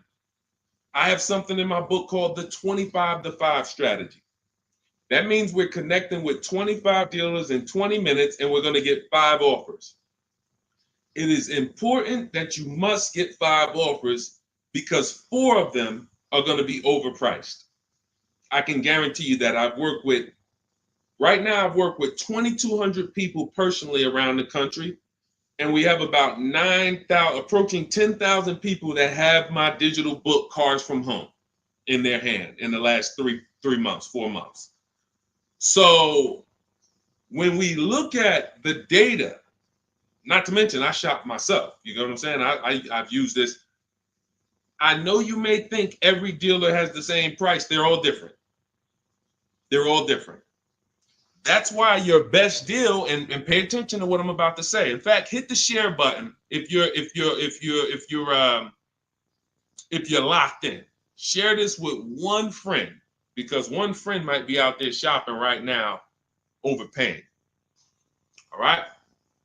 Oftentimes, the dealers that are the closest to you are not going to give you the best offer because they think they own you. I'm going to say that again. When a dealer sees your zip code come in, when I was in the dealer, we used to get we call them leads. Anyone in sales, you know the term leads. When we see that the zip code is a zip code that is right here, 5 minutes away, 10 minutes away, 20 minutes away, there's a mindset there that this person is not going to shop. So they're not going to give you your best offer in many cases. What you're going to get is an overpriced offer, and you won't see it until you learn to speak to dealers that are a little further away from you. Now, if you're doing it my way, you're using my book, you get your copy for 75% off. You won't pay the $97 price. I have email scripts in there. We don't talk. You use these email scripts when you're buying new cars and leases. We have a different process for used cars, but we still don't talk. You have to, and what's happening is you're going to see that sometimes the offers that come from 45 minutes away, an hour away, are your best offer because they're trying to take business from their competition. Some of these smaller dealers as well who don't have the foot traffic, they're not getting 100 people coming in on a weekend. They have to depend on strategically winning business. They're using the internet to reach out and connect with people that are far away from them, and they're beating their competition. But if you're programmed to go right into your local dealer, you're never going to get their prices. Type a $ if y'all are following. Type a $ if you're following what I'm saying right now. Type a $ if you're locked in right now. Type a $ if you care about your money and you're like, you know what? We're going to unlearn all the things that we were programmed to do. I'm going to tell you here's how we know we were programmed. And if I wasn't in the car business, I'd be just like y'all. That's why it's my mission to teach. You know how we know we were programmed? We never learned to buy cars. We were indoctrinated in a way of buying cars. We didn't consciously make a decision, approached it and said, this is how I'm going to buy cars. We were indoctrinated into how people buy cars, and that's what makes the dealer principals in these dealer groups, Fortune 500 companies that trade on Wall Street and make billions of dollars, because they have a predictable way that they serve the customer. It's not for the customer's benefit, it's for profit. So when you start doing this, and Scott, I just gave you the first 5 steps of our process. When you start doing this, you're going to see that the same people who you thought really liked you, Charlie down at the dealership that he sold cars to you, your parents. When you start making Charlie compete, you're going to see Charlie wasn't really for you. You're going to see that. The same person who, man, we always bought cars from him, but when you start making them compete, things change. Things change dramatically. And that's going to reveal to you, oh man, Charlie, how long you been overcharging me then? How long? See, because one dealer's best offer is not another dealer's best offer. So it's not like Charlie's lying. When he says to you, hey, listen, Ashley, listen, Miss Whittington, I can't do any better than this. This is our best offer. He may not be lying, especially, you shouldn't be there, but we do this, we never talk numbers in a dealership. But once they say that's our best offer, that's their best offer. When you hear from another dealer online, it's a different best offer. Another dealer online, it's a different best offer. And then you start saying to yourself, okay, I just need to find a dealer whose best offer is the lowest among everybody. But we can't stick with one dealer, because you'll never see how much you're overpaying by dealing with one dealer. So that's the process, Scott. That's the start. If you embrace that mindset, you're going to win every time. My 2 favorite words are multiple offers. You want to protect yourself from overpaying on anything. I don't care if you're getting your house renovated, multiple offers. Those of you who's not a good negotiator. Before we go to the next question, because I see we got a lot more questions coming, and keep typing them, and Dolan's going to pull the next one. Before we go to the next question, who's not a good negotiator? Type me. Not a good negotiator. I know we got some negotiators on here. We got a good amount of people, but who's not? You just don't like it. You're either not good at it. You don't like confrontation. It's just not your thing. Who'll be honest and let us know. It's not your thing. Okay, I see you, Brenda. Okay. All right, I see you, Tony. Okay. I see you. Let's go. Okay, we got a bunch of negotiators. Okay, I see you, Michelle. Okay, they're coming in now. Okay. Multiple offers is, you never have to be a great negotiator. If you embrace multiple offers, you never need to be a great negotiator, because what happens when you start getting multiple offers, you're not negotiating with the person trying to sell you something.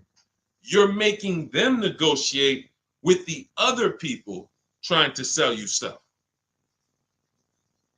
Big difference. When you negotiate one-to-one, you're negotiating with a person. When you make other people get bids and you get multiple offers, now those people are negotiating with each other to win your business. That's how we have deals. That's how we have people like Danielle here, who she got her Audi. She's paying a ridiculously low payment, $550 a month, $44,000 vehicle, no money down. That's how somebody like Sean saves 20 grand off of his F-150 Lightning here. Wrote me in. Now pay attention. Pay attention to what I'm about to tell you about Sean's deal. What's so important is he saved 20 grand, 21,000 off his new F-150 Lightning. But here's the big thing. When I asked him about the deal, I want to find his post. He said to me, no other dealer, I want you to see this.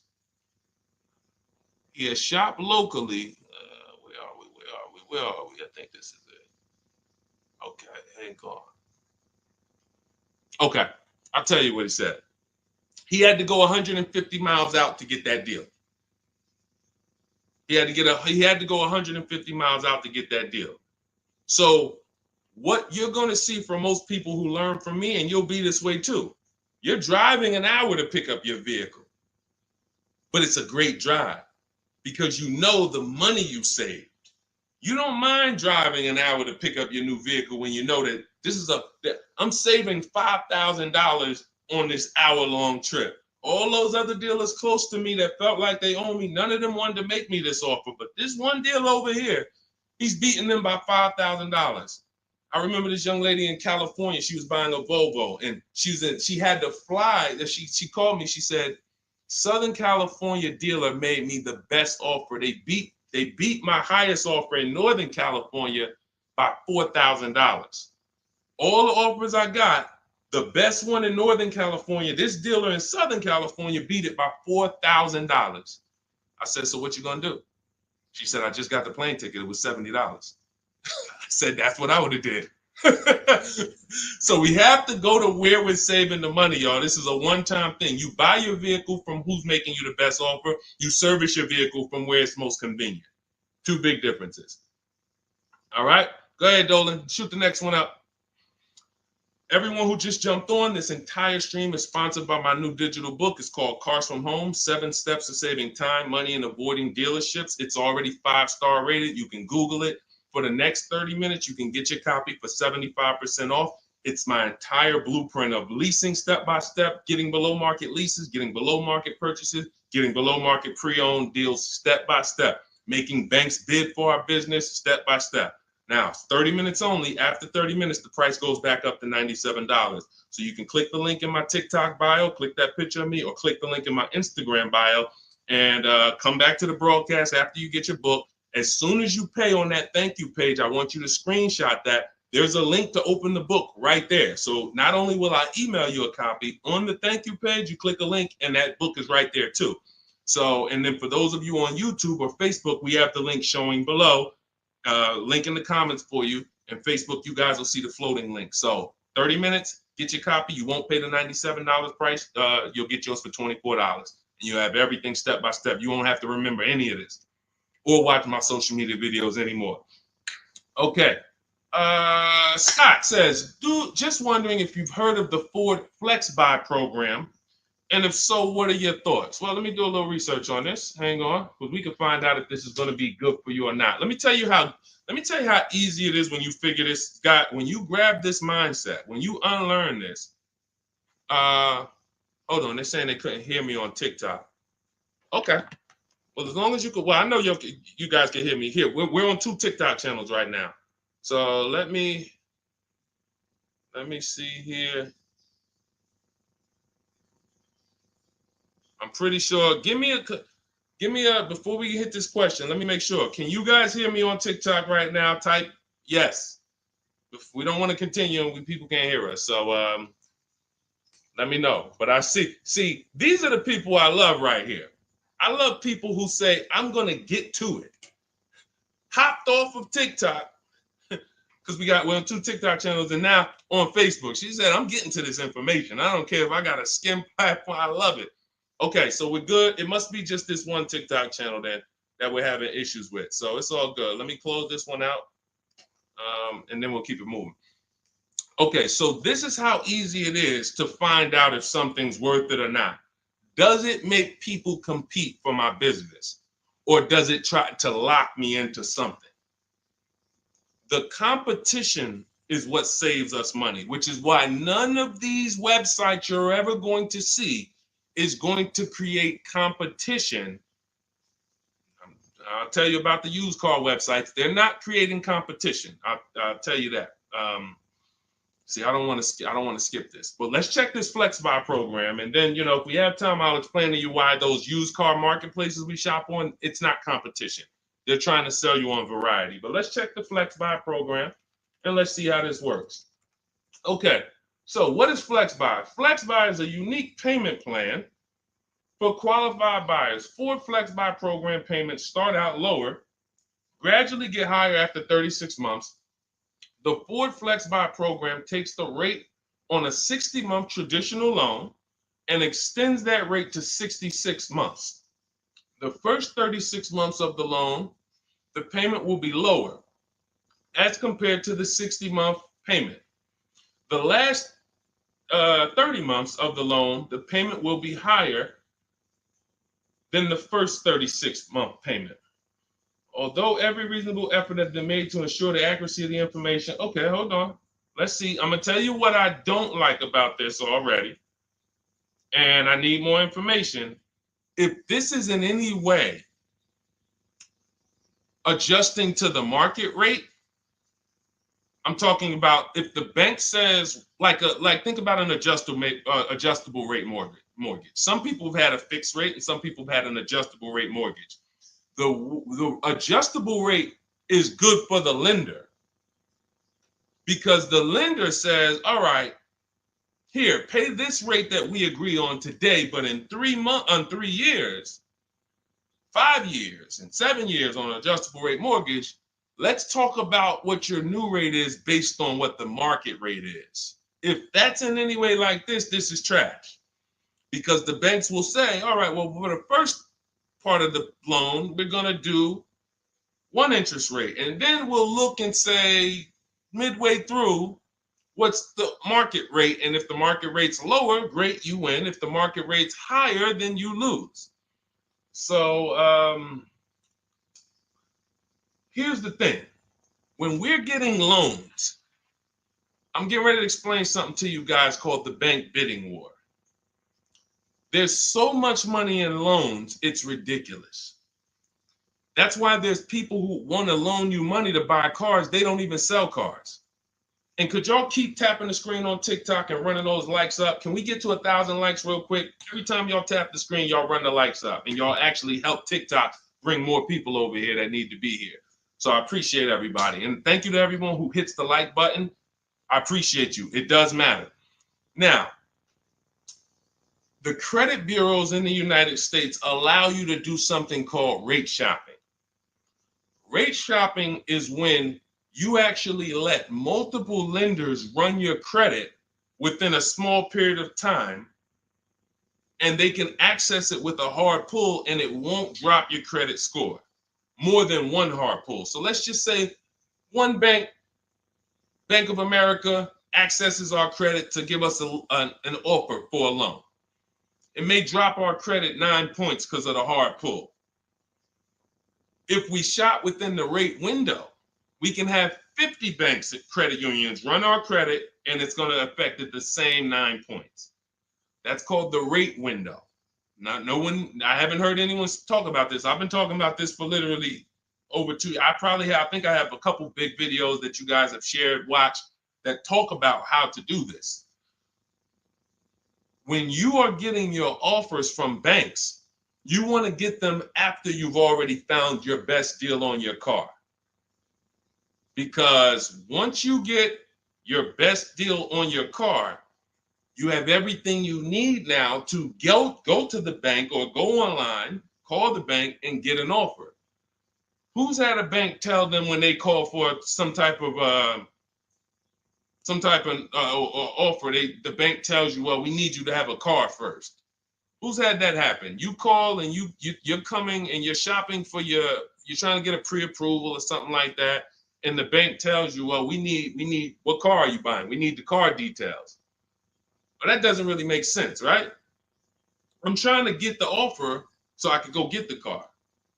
But in the case of how we do it, we find our best deal on the car, then we come home and we let multiple banks and credit unions fight it out. Fight it out. Because I guarantee if this Flex Buy program doesn't allow you to shop for your rate and compare whatever rate they're going to offer to whatever rate you're going to get, you're going to lose with that program. And all they want you to do is see that, hey, well, we're going to give you flexible payments. They're trying to hook in people who just like, hey, that sounds good. Not realizing, well, if you just got a rate that was just got an interest rate that was 2 points lower, your payment would be $40 less a month. So interest rate shopping, guys, is extremely important. That's why when you get my book, I give you what's called the Bank Bidding War Blueprint. This is for you guys that are financing. I haven't added that to my book yet because I haven't had a chance to go in and restructure it. Every time I update the book, every time I come up with a new idea or a new website comes up, I update the book. I don't charge you for that. So websites go out of business. Room went out of business earlier this year. Websites go out of business. I'm not going to charge you for each time something changes because we use an online program. But what I did was when you get your book, you get the book, Cars from Home, and then you get the Bank Bidding War Blueprint. All this is the strategies we use to make banks and credit unions bid. I need you guys making people bid for your own sake, for your confidence, for your empowerment, for your experience. You're going to feel like I'm the prize. I'm spending $50,000 here. Why the heck am I begging people to sell me a car? Who's ever felt like they're begging people? Come on, can you take off another 1,000? Come on, can you drop it by $50 a month? Come on. You're begging people. Meanwhile, this is a 5-figure transaction. So when you flip the tables like we've been doing, like all of the people, if you're on Instagram or if you're on YouTube, you can see all of these people. You can see Zafrina, you can see Jared. Look at all these deals. People posting their numbers. Teddy, Rosalie. How does Rosalie get a 65? How much is this vehicle? How much? How does Rosalie get a $60,000 vehicle at $592 a month with no money down? How does she lease that vehicle at $592 when the same daggone Infinity advertisements we see say, hey, come put $5,000 down plus tax and you can pay that price? She did it with no money down. How? Bids. Okay? Bids. All right. Scott, if the program doesn't make people bid, it's no good. I don't care if it's flex buy, X buy, friends and family. If it's not making people bid, it's trash. It's for them, not us. Okay? I think I beat that horse down. So we can go to the next question now. Go ahead, Dolan. Remember, everybody, you have 30 minutes to get your copy for 75% off. Make sure you save my support email just in case you type your email wrong. Sometimes the book doesn't end up in your inbox.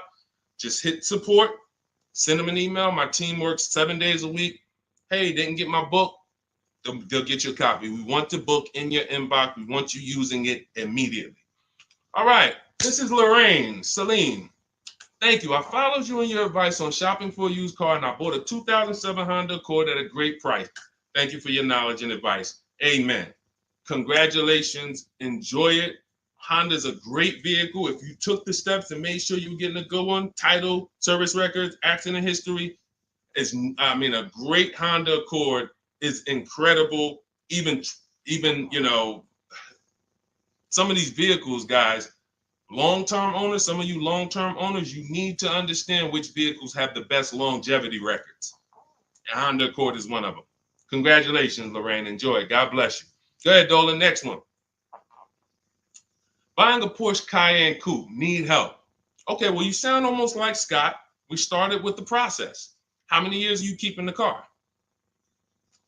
If I could find my, oh man, I don't have time to find it right now. I know why.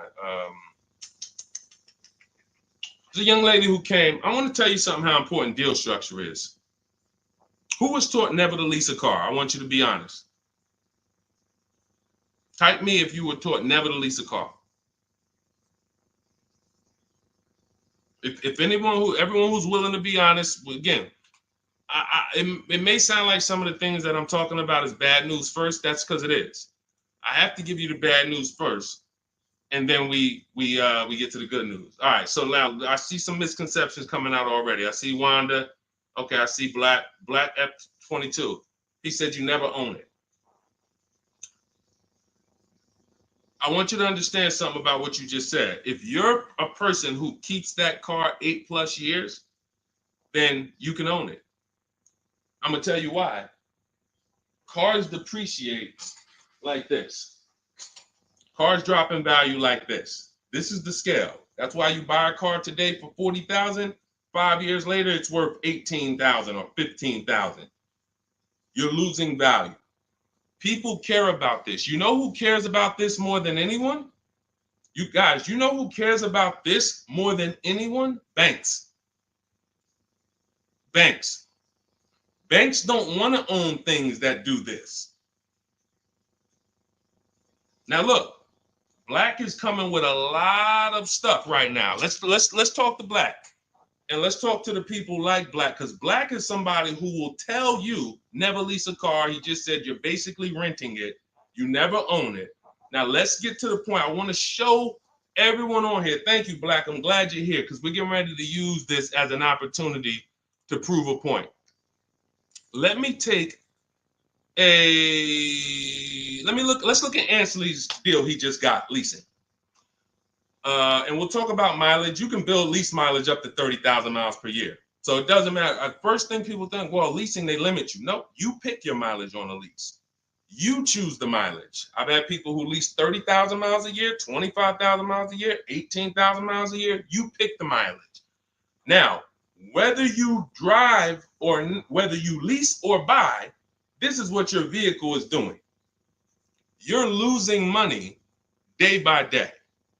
So when you go and you buy a vehicle, you're losing money day by day. The reason I created the 8-year rule is for you to understand that at some point, you stop losing value day by day.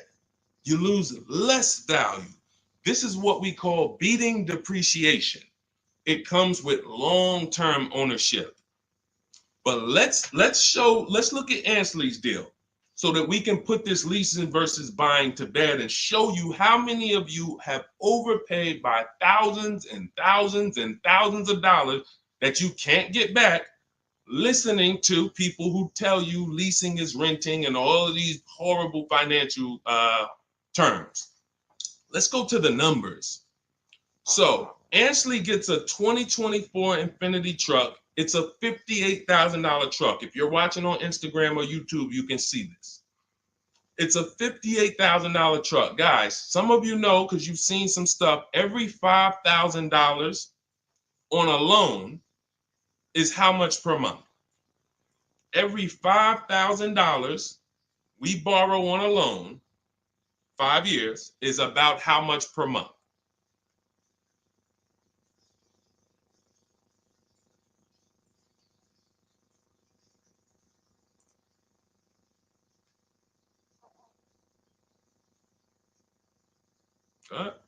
Anybody know? Thank you, Michelle. $100. Told you, shout out to the people who tapped in, locked in, locked in. See, I love the people who are locked in. It's some people who just, they sleep at the wheel. I need the people who are locked in. I'm really only talking to you. Now, that means this vehicle that Ashley went in to get, his $58,000 vehicle, if he would have just said, all right, I want to buy it because I was taught leasing is renting, how much is it going to cost me a month? No money down. Let's figure, we're going to compare apples to apples. No money down, because when you put money down into the deal, that confuses you. That actually makes you think you got a better deal than you really did. When you evaluate deals with no money going into them, it's easy to see where the best value is. Now, Ashley would have been paying $1,200 a month for 5 years. $58,000. That's not even full tax. Let's just round the tax to 60. Let's just say $1,200 a month. But Deshone, what if he got a good discount? Okay, I'll give you one better. Let's go extra conservative and let's play that game. Let's pretend that he's using my strategies and he found out a way to save a huge amount of money off this brand new Infiniti. He's getting bids, he's using my strategy, but he's not leasing because he's been programmed not to lease. So he's not leasing, but he's going to get bids. Now he saves $10,000 off the price of this brand new vehicle. $10,000. So instead of financing 60, he's financing 50. What's his payment, everybody? What's his payment? We just said every $5,000 is $100 a month. $50,000 vehicle. What's his payment? $1,000 a month. $1,000 a month. Okay. Now that's with a super discount. That's with a discount that's like anybody would be happy to save 10 grand. I'm proving the point here that you cannot get a good deal if you buy, but you should have leased. You lost. Big time. Now watch this. He's leasing and his payment is $554 a month. So now somebody like Black, somebody like Miggy over here that agrees with Black, they pull up in their Infiniti truck, right? And they pull up next to you. And y'all are both driving the exact same truck. And you look at them and you're like, hey, man, we got the same truck. Now they're going to say something to you like, yeah, you know, man, it's expensive though, man. It costs to drive this, right? And you're going to look at them and be like, oh, how much you paying? You know, I did a no money down deal.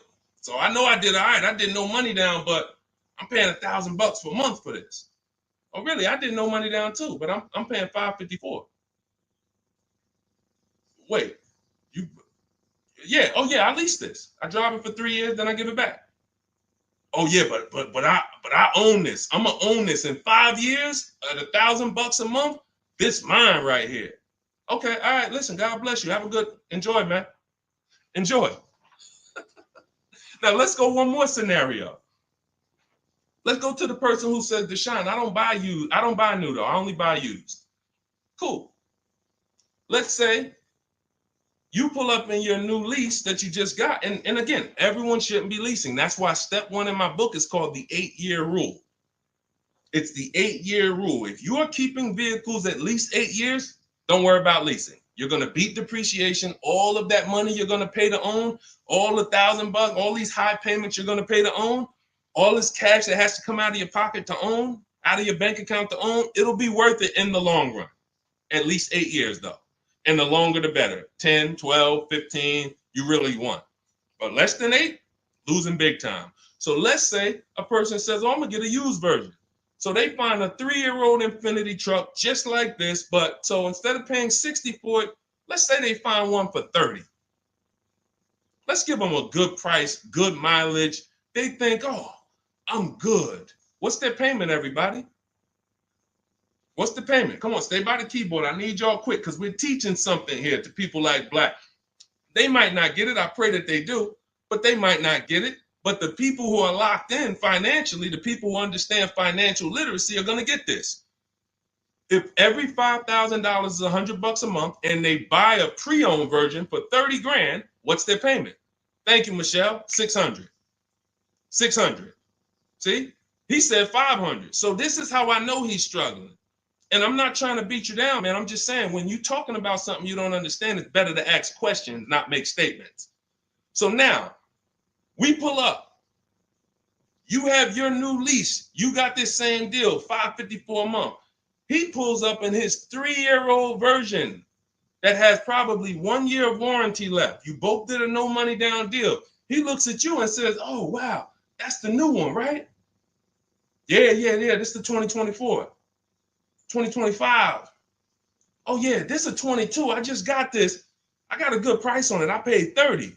Okay, cool. What's your payment? I pay 600 a month. What you pay for the new one, man? I know that must be expensive. I pay 554. Wait, what? Yeah, I paid 554 for this. No, you put a lot of money down, right? No, I didn't. I gave him $554. I drove off. It's understanding. That's deal structure.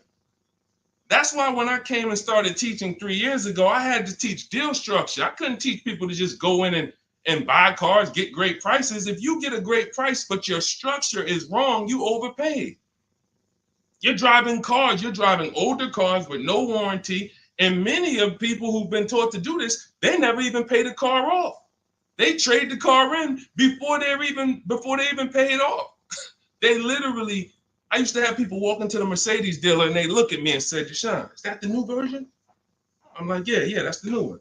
He's like, I got 3 payments left on this. This one, as soon as I pay it off, I'm coming to see you for that one. So this is a person who paid these high payments because they wanted to own. They thought they were going to own. As soon as they get their title, it's like running a marathon. Oh, these high payments, these payments are so high, but one day I'm going to pay this car off. And then as soon as you get to the end of the race, you go start another race. It's horrible. It's horrible. And so that's why we don't move into any other step before we get to the buy versus leasing. That's why it's step 1 in my book. So we can sit here all day and compare numbers. There is no comparison to a person who's getting great lease deals versus a person who's buying. It's not even close. We're driving better cars. We're driving, they're usually always under warranty. We're paying cents on the dollar when you know how to get below market leases. I'm not talking about these commercials y'all see. That ain't nothing. We don't pay those prices. None of these people, look, you think Zafrina, who got a Jeep Grand Cherokee lease, and she paid Look, she's paying $527 a month. She's paying $527 a month. Oh no, that's Teddy. Hold on. You think Zafrina, who's paying $579 a month for a $66,000 truck, is ever going to she's not going to let this bad information get to her anymore. She's driving a $66,000 truck. So again, now let me, before we go to the next question, I'm going to just read some things from Black because he's over here typing. And I do want to give him the courtesy of reading because we just used him as a teaching moment. I think everyone learned. If you just got what I just taught about the leasing versus buying, type $sign. Just type $signs. If you got that point of me, see, no one talks to you about payments. They say things like never lease, always do this, always do that. But they never talk numbers. The reason why we go straight to the numbers is because the numbers don't lie. They say men lie, women lie, numbers don't lie. So when we go to the numbers, shout out to everybody. I see y'all. I see y'all. I see you, Wanda. I see you, Tony. I see you, Michelle. I see you, Megan. I see you, Brenda. I see you, Federico. That's the name of the game, is putting your deal on the right foundation so that you know, again, like I said, banks don't want to own vehicles. Think about that. Banks don't want vehicles that are not bringing income in. They don't want a depreciating asset on their books because today it's worth 40, tomorrow it's worth 39,800, the next day it's worth 39,700, the next day it's worth 39,600. That's what a depreciating asset is. They don't want them on their books in the short term. They're in the short-term business. And some of us are in the short-term business too. The only people that are winning long-term with purchases are those of you who keep your cars 8+ years. Because you beat depreciation. All right, so Black said, nah, bro. Okay. Keyword, no money down. You put 10 to 20% down, then it's a different story. You can't make this stuff up. Let's go. You cannot make this stuff up. Watch this, y'all. Watch this. I just compared 3 no money down transactions on the same vehicle. 3. New, used, new lease. 3, no money down. I'm telling people that when you don't put money down, you can clearly see what you're really paying. You can clearly see what you're really paying. Black comes in, he proves our point, which is he's going to put 10 to 20% down. Now he's pulling up next to you in your lease, right? You're $554 a month, brand new, fully warranted, all the latest and greatest features. Now he puts 10 to 20% down on that's $10,000 to $12,000. Think about this. He pulls up and he has a similar payment to you. So he feels like we're alike. He feels like we're pretty close. In fact, he may even feel like he's doing better than you because he's purchasing his and you own yours. I mean, you're leasing yours. But watch this. What about that $12,000 you gave him? What about that $12,000 you gave them?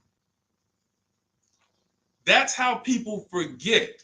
That's why everything in the Car From Home system, when you get the book, you're going to see everything is about shopping with zero down, looking at offers, and then choosing, do I want to put money down to lower my payment? Money down does not buy your deal. I made a video about this. Some of you have seen it and shared it. People who make a down payment and think they got a deal. You have a deal before you put your money down, or you don't have a deal.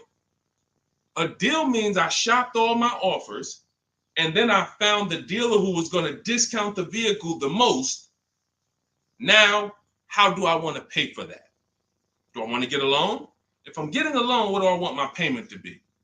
Now I'm going to manipulate my down payment based on what I want my payment to be. That has nothing to do with the deal I got, but somebody like Black or people who move like him, hopefully we can help you get over these mindsets. But you have some very, very strong convictions, and you're confidently incorrect. That's dangerous. It's dangerous to be confident and incorrect. Dangerous to yourself and your family and your friends who will listen to this.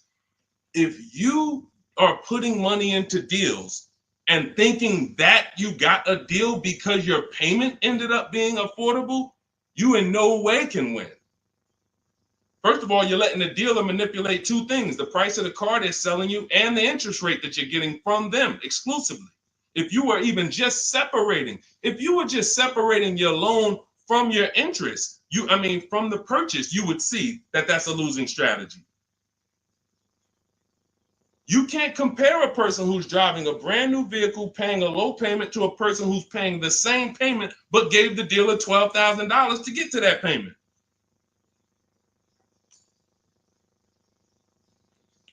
And look, here we go. Now let's get ready for the next question, because Black just said, I believe in the Ramsey rules, not leasing cars, and he's costing you. Now, let me ask you a question. How many years are you keeping your car, Black, on average? And let's just move on from there. We've given you enough, and you've been great. You have been great. I think we have all learned. You've given me a lot of things to be able to teach the audience who's willing to learn, but there is in no way, shape, or form. 3 to 4 years. My man, you are losing like crazy. Look, he's buying cars like this and flipping them. He's buying cars like this and flipping them, coming back. You're spending so much money that I can't even get it across to you because you're not in a posture to learn. You are literally buying cars in their deepest state of depreciation because somebody told you don't lease. You listen to them. You buy the car here. It's worth $40 the day you buy it. You come back in 3 to 4 years to get a new one. They give you $20 for that car. You spent $20 grand. You lost $20 grand in depreciation in 3 years. And you just keep doing that because somebody told you never lease cars and you listen to them. The payments I'm showing you, it's not clicking. The fact that the same car you bought for $40 that you're going to get $20 for, you're paying $40. That's an $800 a month payment. You put 20% down, you finance 30 grand. Now that's a $600 a month payment. That same $40,000 car we're leasing with no money down for $500 a month. No money down. You are spending thousands. We can't help you, man. You got to be willing to unlearn it. You are so locked in, So anyway, but I think, listen, everybody who got it, you understand. That is why leasing versus buying is paramount. You cannot get it. If you are not keeping your cars 8 years, you cannot get a great deal buying. You're going to lose in depreciation. You're going to lose in resale value. When you go to replace that car and you see what it's actually worth and how much you paid over 4 years or 5 years or 7 years, when you compare that to a person who drove brand new cars for that particular same period of time, it's no comparison. And then you have cars with no warranty and all of that. Yeah. Look, Megan said, Black doesn't seem to learn. So to my question would be, could you buy an extended warranty package? Hold on. Why am I getting calls on airplane mode? Sorry, guys. I hold on. Let me put on Do Not Disturb. All right, so go ahead, Dolan. Shoot some. Let's get to Megan's question, and then let's try to go through a couple more. But that was good. That was good, Black. Thank you, because we wouldn't have been able to teach on those points without your questions. Okay, so let's do Carolina on YouTube, and then let's go to we'll hit Megan, and let's go through as many as we possibly can. Hey, I'm new here. I want to trade my 2020 Nissan, and what's the best way to do this, please? Okay, so you have a 2020 Nissan. That's a vehicle that's not 5 years old. First thing you would do, if we were talking, I wouldn't let you buy. Unless you're telling me you're going to keep the next car 8 years, you're losing, because that 2020 Nissan, first thing we want to do is decide whether we're buying or leasing the next vehicle. And as we just said, if you're not keeping the next vehicle 8 years, you should be shopping for below market leases. Then you want to now see what is the most money you can get for that Nissan. We don't depend on a dealer to tell us. You're going to go to these 6 websites. These are 6 websites. You do this in 15 minutes. You're going to find out what that vehicle is truly worth. You find out what your vehicle is worth with offers, not with anything else. Offers. So go to CarMax, Driveway. Write this down. I told you, stay locked in because we do dialogue here. It's not just me talking. Unless you got a notepad, you got to stay locked in and ready. We're going to go to CarMax. We're going to go to Driveway. We're going to go to Carvana. We're going to go to KBB Instant Cash Offer. These are all offer sites. These are people you walk in, they do an inspection, they cut you a check, you're out of there in an hour with a check. They're not trying to sell your car, they just want to buy your car. Driveway, Carvana, CarMax, KBB Instant Cash Offer, Car Gurus, and Auto Nation. 6 offers, 6 bids. That's going to tell you what your vehicle is worth, and that's going to tell you if you have equity or negative equity. Equity or negative equity. Okay? So that's the first thing you need to do. First 2 things is ask yourself, how many years are you keeping the next car? And then do your equity assessment to see, do you have positive equity that could either go in your bank account or negative equity that's going to be carried over to your next deal. So that's the first step. Okay, do that first. Now, here's the beautiful thing. When I was at the dealer, I would have people who walked in as soon as I asked them how many years they were keeping the car. If they were telling me 5, like, remember the guy I mentioned a little while ago on the stream? I said he comes into the dealership. Hey, Deshone, is that the new one? As soon as he gets his title, he comes in and trades it in. I told him, there's no point in you waiting for the title. First of all, you can replace a vehicle without the title. That's fine. But again, he was taught, hey, I got to wait for my title, and then I make a move. So he always has a payment. 5-year loan, 6-year loan, pays it off, gets a new car. He always has a payment. It's just super high. But what I would do if he was listening, if he was open to financial advice, I would tell them, you're going to cash that vehicle out. That means you're going to sell this vehicle. We're going to give you a check for that. So whatever it's worth, 15, 18 grand, it's paid off. That's going to go in your pocket. Now, what he was used to doing was, well, whatever it's worth, don't I have to put that down on the next vehicle to be able to get my payment where I want it? And this was the best news I was able to deliver. This is why, and if you talk to anybody in New Jersey who dealt with me, this is how I've been. I've been the same way. From the minute I started learning about financial literacy when it comes to cars, I was a consultant educating my clients on how to keep the most money in their pocket and drive the best cars. When he would say, well, I say, are you familiar with leasing? And I would ask, how much do you drive a year? And he would say, I think about, maybe 13, 14,000. Say, let's go look at your old vehicle. We look at your old vehicle. We see, okay, yeah, based on what's on the mileage now, you drive about 14,000 a year. Here's what we're going to do. Whatever your car is worth, you're going to put that in your bank account. Let me show you what a competitive lease would look like. I make him the offer. He's like, wait a minute. This is my payment, and I could drive as much as I want. That's it. You could drive the same amount you've been driving. So I'm paying less than I was paying to own this thing? And you about to give me a check back for 12 grand, 15 grand? Yeah. This is what I want to do for the people who have been programmed that buying cars is how you should do it. Again, long-term owners, you should not be thinking about leasing. But here's how I know you need it in your tool belt, because your daughter may not be a long-term owner.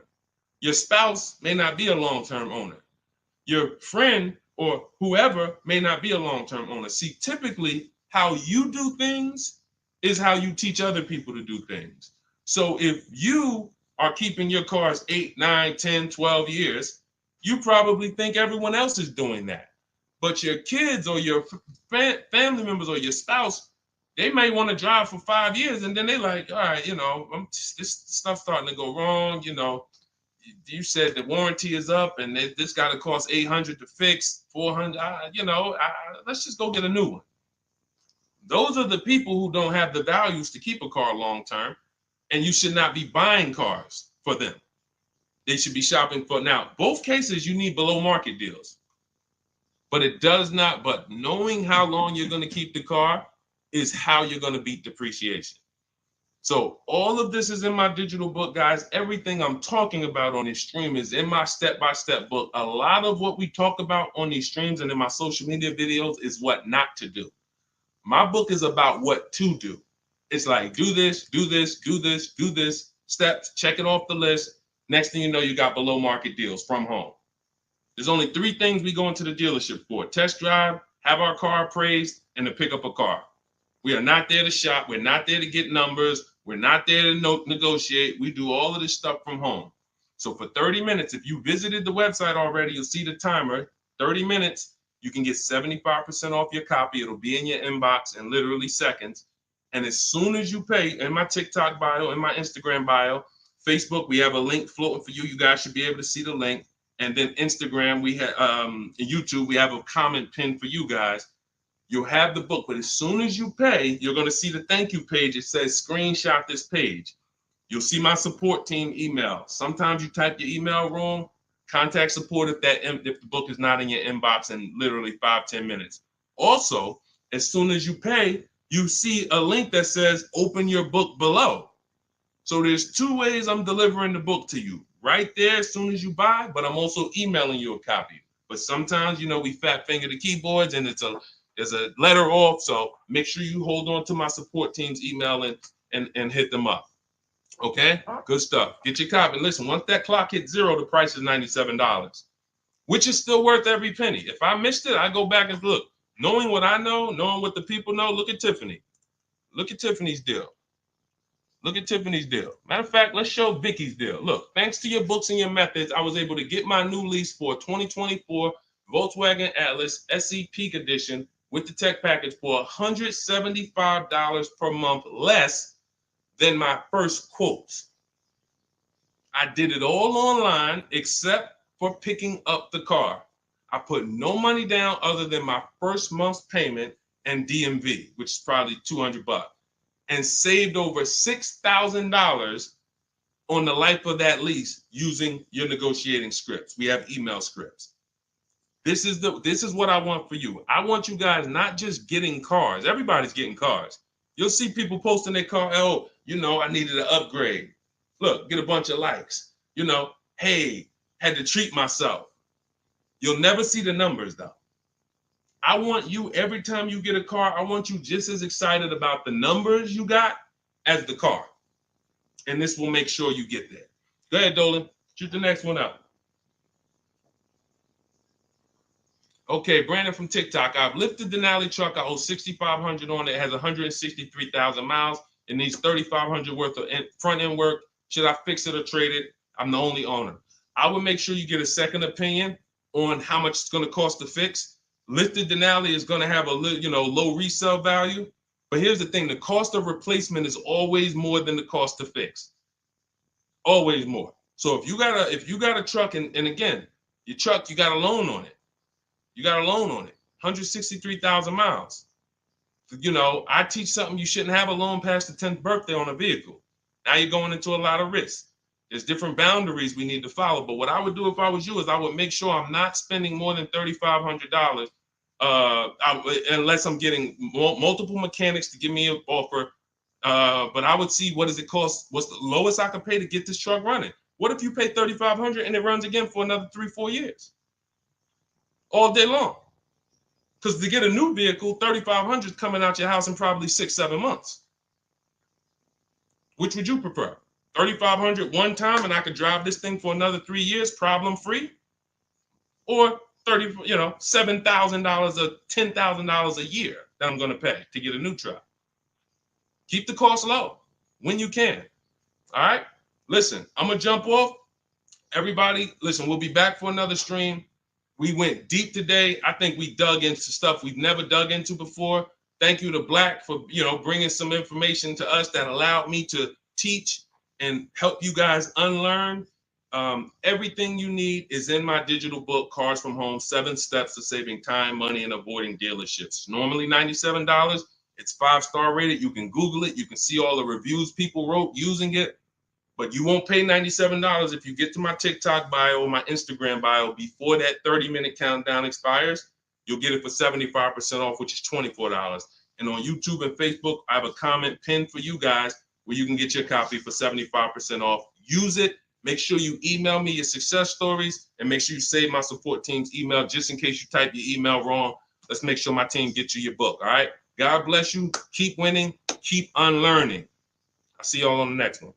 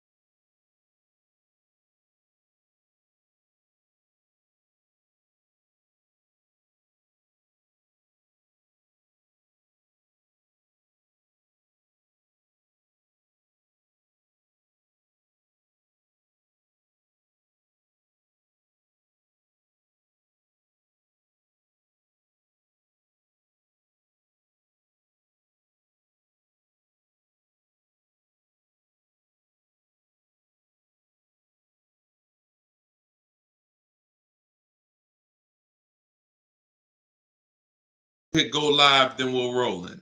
Jasmine from TikTok asks, what do I do when I can't afford the lease after 1 year? Great question.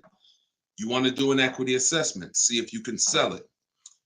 There's two main ways to sell a lease. You could have somebody assume it. You can go to a site like Shop a Lease, and if you have a good car payment, you could list the car there and somebody could take over it, but it must be a good car payment relative to the deal. If you're paying, if you overpaid per month, then you're going to have a hard time getting someone to take over the lease. But if not, you can get rid of it there. Second is, I want you to call the leasing company, ask for your payoff, and then you're going to call, once you get your payoff, I want you to ask them if you have a third-party restriction. Those are the two questions you're going to ask your leasing company. And then once you get that number, which is your payoff, you're going to go to CarMax.com, Driveway, Carvana. This will take you 20 minutes to do. Kelly's Blue Book Instant Cash Offer, Auto Nation, Sell My Car, and Car Guru, Sell My Car. You want to get 6 offers. It's very important when you're on those sites. When they ask you, is your car owned, leased, or financed, put owned. That's going to tell you what the market value cash is for your car to get rid of it in a day. If it's greater or equal to your payoff, you can get out of it. If you have a third-party restriction, then you're going to need to take another step and you're going to sell to a local dealer. But you got to see where your equity position is first. Got to see where your equity position is first. All right, I'm going on and I'm sharing the broadcast, and then Dolan, you could queue up the next question. We're live on TikTok, Instagram, YouTube, and Facebook. So we are going to be taking questions from all platforms. The first one came from TikTok. We got a couple queued up on TikTok. So shoot the next one in, Dolan, and we'll get to it. All right, this is another one from TikTok. I have 2 payments left on my lease. What's my next step? Equity assessment. Who's returned a lease to a dealership, just dropped it off when it was done? You never assessed any equity. You didn't even know. Who didn't know that a lease could have equity that you could put in your pocket? It's not a guarantee, but many people all through the pandemic, we were showing them how to put $5,000, $10,000, $12,000 in equity in their pocket from the end of their lease. I sold my lease. End of my Jeep lease, I made $8,900. My mother made $10,200. Now that was when everything was worth 7 to 10 grand more than it's worth. That was when the market was once in a lifetime. But does not mean we will never return a lease without doing an equity assessment. If you've done it, I want you to raise your hand and say, you know what, I turned in my lease. If you ever just dropped it off, you can't do that again. You must know if you have equity, and you follow those steps that I just gave to Jasmine. I think that was Jasmine who asked the first question. That is what's called in my book, In my process, that's the equity assessment. That is what you do. Everything I'm teaching you guys is from my new digital book, Car Shopping for People That Hate Car Shopping, 7 Steps to Saving Time, Money, and Avoiding Dealerships. So every question you ask, when I answer it, it's going to be out of one of those 7 steps. And the equity assessment is step 2. You must do that before you ever return a lease for the rest of your life. A lot of you gave back thousands of dollars to dealerships and you didn't realize you were doing it. They bought those cars, put that money in their bank account when it should have been in yours. Yep. All right. Go ahead. Shoot the next one up, Dolan. All right. All right. This one's from TikTok as well. Let's go. Facebook, type your questions in. YouTube, type your questions in. Instagram, type them in so we can get to you guys. Another one from TikTok. Thinking of trading a car for a newer model. Should I keep the car and just get the new one? It's a good question. What's the benefit of keeping the car? If you were a high mileage driver, then I would tell, let's just say you said, Deshone, I'm driving 20,000 miles. Then high mileage drivers, I want you to type HM. If you do over 20,000 miles per year, even 18,000 miles per year, just type HM. Regular driver, Jason, what's the benefit of having 2 cars? It's own insurance. You're paying for one when you get your new car. I like to drive that car that I'm paying for. I don't want to be paying for a car and then I got this other car that I'm barely using. But if you are a high mileage driver, then I would tell you keep that car and get you another car. And but how many years are you keeping the car, Jason? How many years are you keeping this next car? Because depending on your answer, it's going to change my answer to you. So this car you're thinking about getting, how many years you see yourself keeping it? Let's start there. Come on and shout out to the sharers. I see y'all running the likes up on TikTok and y'all keep tapping that screen. Just every couple minutes, throw a couple taps. It really helps the broadcast. And I appreciate everybody who's helping us get this message out. I really do. We couldn't do this without you. Let's see if maybe 5 years, then you should not be buying that car, Jason. You should be leasing. And I'm going to break this down for you really quick because some of you know the depreciation curve. And the rule of thumb is when we talk about the hidden money in your car deals, my job is not to just teach you, if you're willing to listen, how to save thousands of dollars by making dealers and banks bid on your business. That's how we make sure we get the best prices. You can't get the best price. You can't make the best deal if you buy, but you should have leased. It's impossible. Because the depreciation curve looks like this, y'all. If you buy a car today for $30,000 today, I give you a car. I'm gonna show you something. I want everybody stay close to your keyboard. I don't want you to, when I ask you a question, type as quick as you can so we can keep the dialogue going. If I gave you a $30,000 car right now, put it outside your house, you don't drive it 1 mile, you don't even touch it. We go outside a year later. Is it worth $30,000? You didn't drive it 1 mile. You said, Deshone, I don't need the car, but I'm leaving it here. It's yours. You don't drive it 1 mile. Is it worth $30,000? No. So that's your first intro into depreciation, the unseen expense. Let's go a little deeper. If you put 10,000 miles on it, it's worth less, right? If you put no money in it, if you put no mileage on it, it's already lost thousands. If you put 10,000 miles on it, it's worth less, right? High mileage driver, let's say you put 20,000, it's worth less, right? Now what you're seeing is the expense you've been taught not to see, which is depreciation. It has nothing to do with car payments. It has everything to do with that. We've heard people say, oh, cars are depreciating asset, cars are depreciating. What does that actually mean? I'm showing you what that means. I'm showing you what that means. When you're buying something that goes down in value, you have to look at when it's going down, when is it losing its most value, and your goal should be to avoid replacing it while it's losing the most value. How many of you have a car outside right now, outside your house? You've had it for at least 8 or 9 years. Type the number of years you've had it.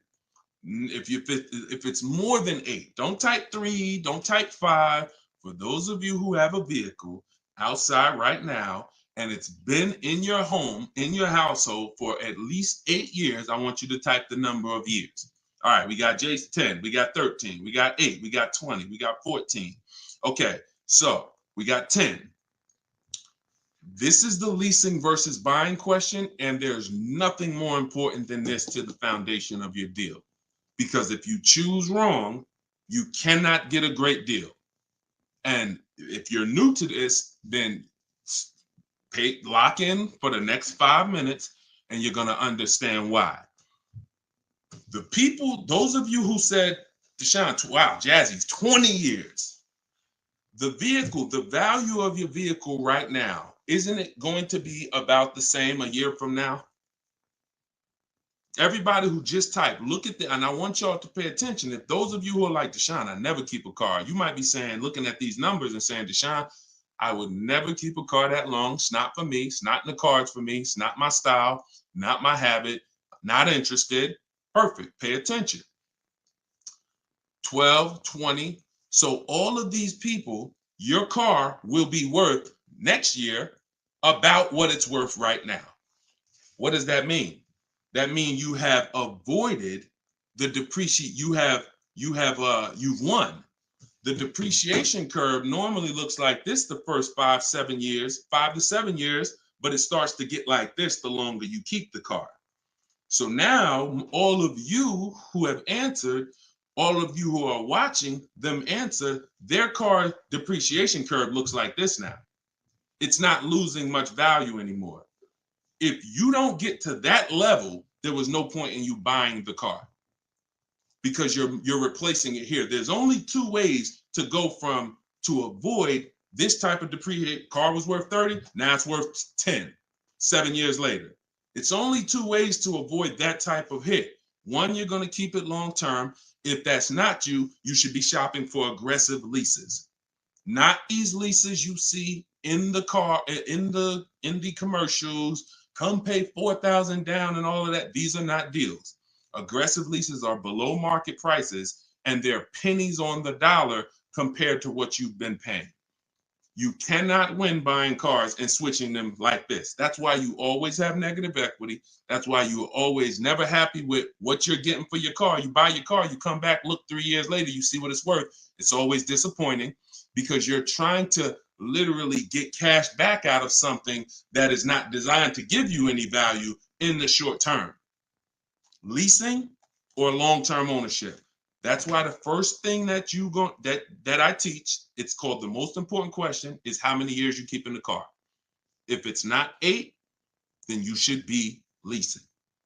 It's not even a question. We'll go deeper on that throughout the show. Anyone who wants to know more about that, you keep asking, because once I open up that Pandora's box, it's like your mind is like, oh, but everything I heard about leasing, I heard it was bad. I heard you can't drive that much. I heard that yada, yada. They bill you for all of this stuff. All of those things, I'm going to help you unlearn because unfortunately, the people who taught you that were confidently incorrect, which is dangerous. Confidently incorrect is you're dangerous to yourself and others. So, all right, so that's the key. If that's the key, Jason, don't think about buying if you're not keeping 8 years. You're going to overspend. And we'll talk more about that throughout the broadcast. Feel free to ask follow-up questions. Go ahead, shoot the next one, and I'll go as deep on that subject as we need to for you to understand it. It'll give you some lease comparisons. You'll see what great leases look like, and you'll see how there are pennies on the dollar when you know how to get great lease deals. And that's the way you avoid the depreciation. Only 2 ways. Great lease deals, long-term ownership, 8, 10, 15 years. That's it.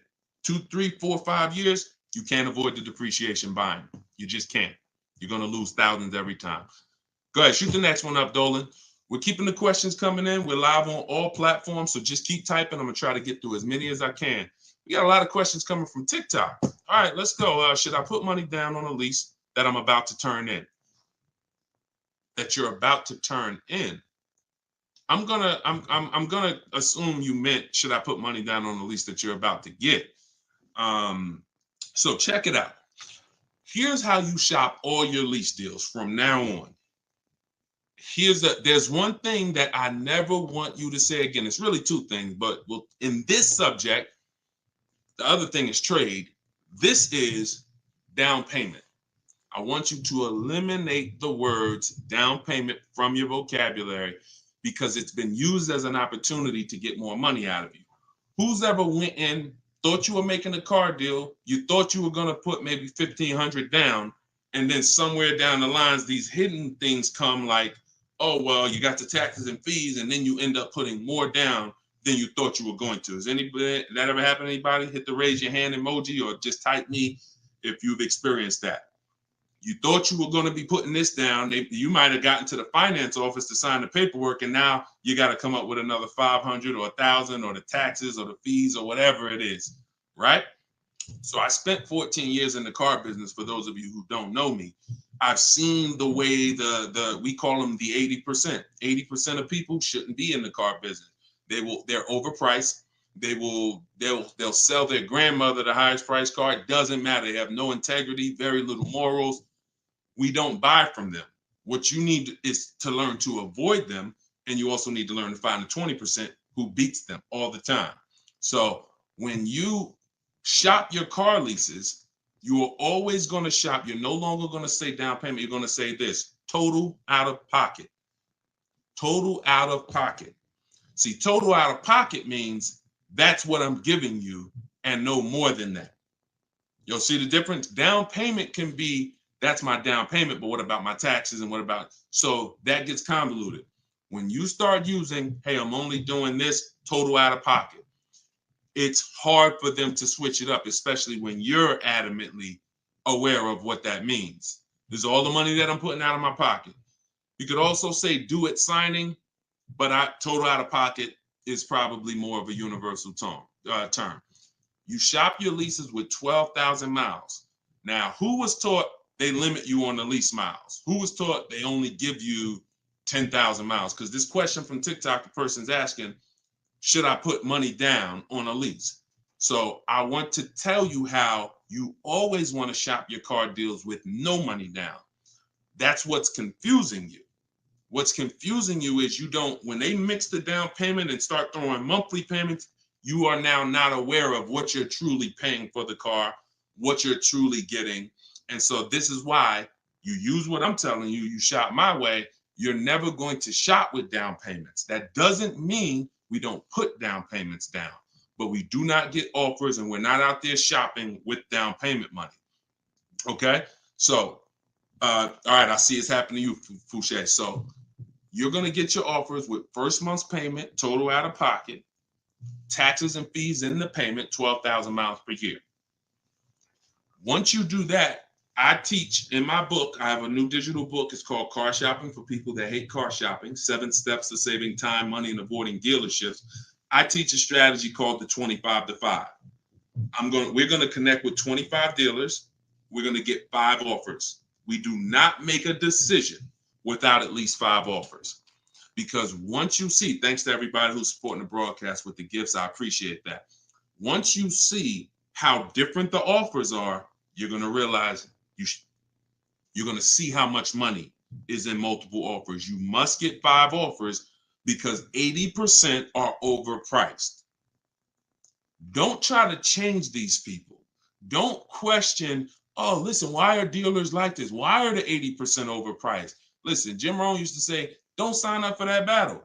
Why does the sun come up in the east, and, in the east and set in the west? Like, don't sign up for that. Some questions are not worth asking because they mean nothing. Just know that's what it is. 80% are going to be overpriced. This is why you are not going to get your best deal walking into a dealer anymore. You're going to sit at home. You're going to decide what you want. We call that shopping, not buying. This is step 4 of my process. We have 7 steps. Step 4 is shopping. And then once you decide what you want, you're getting it from home. 90 to 100% of your new car transaction and your leases should be done from home. That's where your power is. That's where you have the power of leverage. That's where you have the power to make multiple people compete for your business, which saves you thousands of dollars. I'm going to give you tons of examples. This works every time. How do we know? It's the way we buy everything else. Everything we buy in life, we go into the grocery store, we need spaghetti sauce. You need laundry detergent. It's a bid. You may not be aware, but I'm going to make you aware. Everyone is bidding for your business. Hey, look over here, Prego. Hey, this brand, Classico. Hey, we're on sale this week. Hey, we have the best. Y'all see what I'm talking about? Everything that we buy, especially expensive items, but even low price items, companies are competing, except in car dealers. They've trained you. They've trained me. If I wasn't in the business for years, I wouldn't know, to focus on one place and think we all have the same pricing. They made you think Nissan, we're a Nissan dealer, we're all the same price. So you might as well not even go anywhere else because we're all the same price. No, we're not. No, they're not. So when you start shopping multiple offers, you can do it by phone. I like to use email. I like to do everything copy and paste by email. But when you start getting multiple offers, you're going to truly see where all the hidden money has been, and you'll see how many of these dealers are overpriced, which is going to just make you say, from now on, I'm definitely shopping online. So but you need to do it correctly. There's some information you must give a dealer in order to get quotes online. And most of you don't know that. That's why you're having problems getting quotes, because you're not giving the dealer what they need to get quotes. So we'll go deeper on this throughout the show. But this is what we're talking about, y'all. This is all in my book. In my book, you have the 7 steps laid out. You could cue the next question up, Dolan. And for our launch, you can get it for 75% off. The book's normally $97, but for our welcome offer, our launch, I said, you know what? We're going to do 75% off for 30 minutes. So when you go to my TikTok bio, you click that link. There's a button that says, get my new book, 75% off. You get yours. You won't pay the normal $97, but it's only for 30 minutes. Once that timer goes down, you go back up to 97. Same thing on Instagram. It's in my Instagram bio. And then we're going to put the link here for you guys here on Facebook and YouTube. All right, go ahead. This one's from Instagram. If I'm keeping a car under 8 years, I like y'all using this 8-year rule language. I like that. I like what I'm seeing, y'all. Y'all really this is really absorbing. If I'm keeping a car under 8 years and will definitely go over the miles, how do I lease cost effectively? You choose the right miles. You never. I was at Hyundai. And I experienced most of what I'm teaching, I learned through being in the dealerships and just watching, paying attention, asking questions, seeing bad situations, and then asking questions to make sure I could help people avoid them. I was at Hyundai. I was a manager for 6 weeks there. And this guy came in and he was returning a high mileage Hyundai lease. It was the first one that I had really saw that I could remember. He brought it back. It had 70-something thousand miles on it. And I was just like fascinated. I said, you lease this? He said, yeah. All I do is lease. He said, man, I'm in sales. I used to buy these cars. You know, I was putting so much money in the cars, all this negative equity. And it was just like, I hated it. He said, once I got exposed to the high mileage lease, I never looked back. I drive this thing 20-something thousand miles a year, 3 years, I drop it off, I get another one. And so I said, okay. Because I had also experienced high mileage people coming back with lots of miles, but a lot of negative equity with it. Hey, Deshone, I'm looking to change this thing. How many miles you got on it? I got, 180. It's all highway. And then you look at what you owe, high mileage drivers. And I'm like, God, man, it's going to be hard because you got all this negative equity. So once he exposed me to that, I looked at his payment and I said, man, he's only paying a couple dollars more, $150, $200 more per month to have all the mileage. That $150, $200 a month is a lot less than the depreciation hit that he's taking. Again, going back to the unseen expense. We already said, we park a car outside your driveway tonight, it's 30 grand. Next, I asked everybody on here, is it worth 30,000 tomorrow, a year from now? If you don't drive it, everyone unanimously said, no, it's not. So even without mileage, it goes down. When you do regular mileage, it goes down more. Somebody doing 25,000, this is how you're destroying the value of your car. But at the same time, the loan is still staying high. So once I saw that you could avoid that with a high mileage lease, that became part of one of the strategies that I teach for high mileage drivers. This is only if you're short term. Pay attention to what Maddie's question said. If I'm not keeping it 8 years. If he was, there's plenty of cars that you can keep 8 years and just put a ton of miles on it. You're not worried about trading them or selling them because we don't trade. You're just going to get the maximum value out of it. In his case, he knows he's not keeping it 8 years. How are we avoiding the short-term depreciation? You do that with a high mileage lease. Second strategy, Matt, this is also in my book. I have 2 strategies for short-term high mileage drivers. That's one way. Shop for your lease, 12,000 miles a year, identify the best bid, and then once you identify the best bid out of 5, you have them adjusted to a high mileage lease. Second is you buy your car, or if you have a car now, you keep that car, pay that car off, and now you're going to go lease your nice car, and that's going to be your second car. I call that 2 cars, 1 payment in my book. That's what it's called. And now you have, because some people say, Deshone, you know what? I want a nice car. I drive a lot for work, but man, I want to get me something nice, but I don't want to just be destroying it. And this strategy becomes perfect for them. This guy who's doing the high mileage lease with Hyundai, that's not a nice car. Especially once it gets up to 60, 70,000, it's not so some people are like, you know what? I want a nice car. I'll have my mileage car. I'll do, half the mileage on that. And then I'll go and lease me something and I'll do half the mileage on that. And so it's a beautiful thing. You got your nice, beautiful car and you got your mileage car and you split it, payments affordable, and you're not dealing with all this negative equity like you've been used to dealing with as a high mileage driver. High mileage drivers are getting killed with some of the worst because you guys are just killing the value of your cars. You use either one of those, you're going to love it. Both in my book. So if you want that step by step, it's in there. Some of you are like, Deshone, this is great. I don't want to try to remember all of this. In my book, it's right there for you, laid out step by step. You can get it for 75% off in my TikTok bio or my Instagram bio, or just scan the QR code on the screen, or go to deshonesbook.com. Either way, get you 75% off. Okay, shoot the next one up. That was a great question, man. Shoot the next one up. Let's get through as many as we can. This one's from Instagram. Would you recommend leasing business vehicles? Well, that's a question for your accountant. Whoever is going to be helping you benefit from having vehicles in your business name, that's the person you should be asking, which is most likely your accountant, whoever does your taxes. Here's what I can tell you, and I'll keep this very quick. Many people are putting cars in their business name with no business, or no business that requires a car. Be very careful. There's 2 parts to this. One, whoever's going to teach you to put cars in your business name from a business strategy standpoint, that's who you need to learn from. Second is you can use what we teach to save money on the cars, because what I see these people, influencers, social media people paying for these cars, they'll never tell you what they're paying. And they go and they re-up their cars like crazy because they need it for their brand. The money they are losing, most people can't afford to lose. But unfortunately, they're desperate.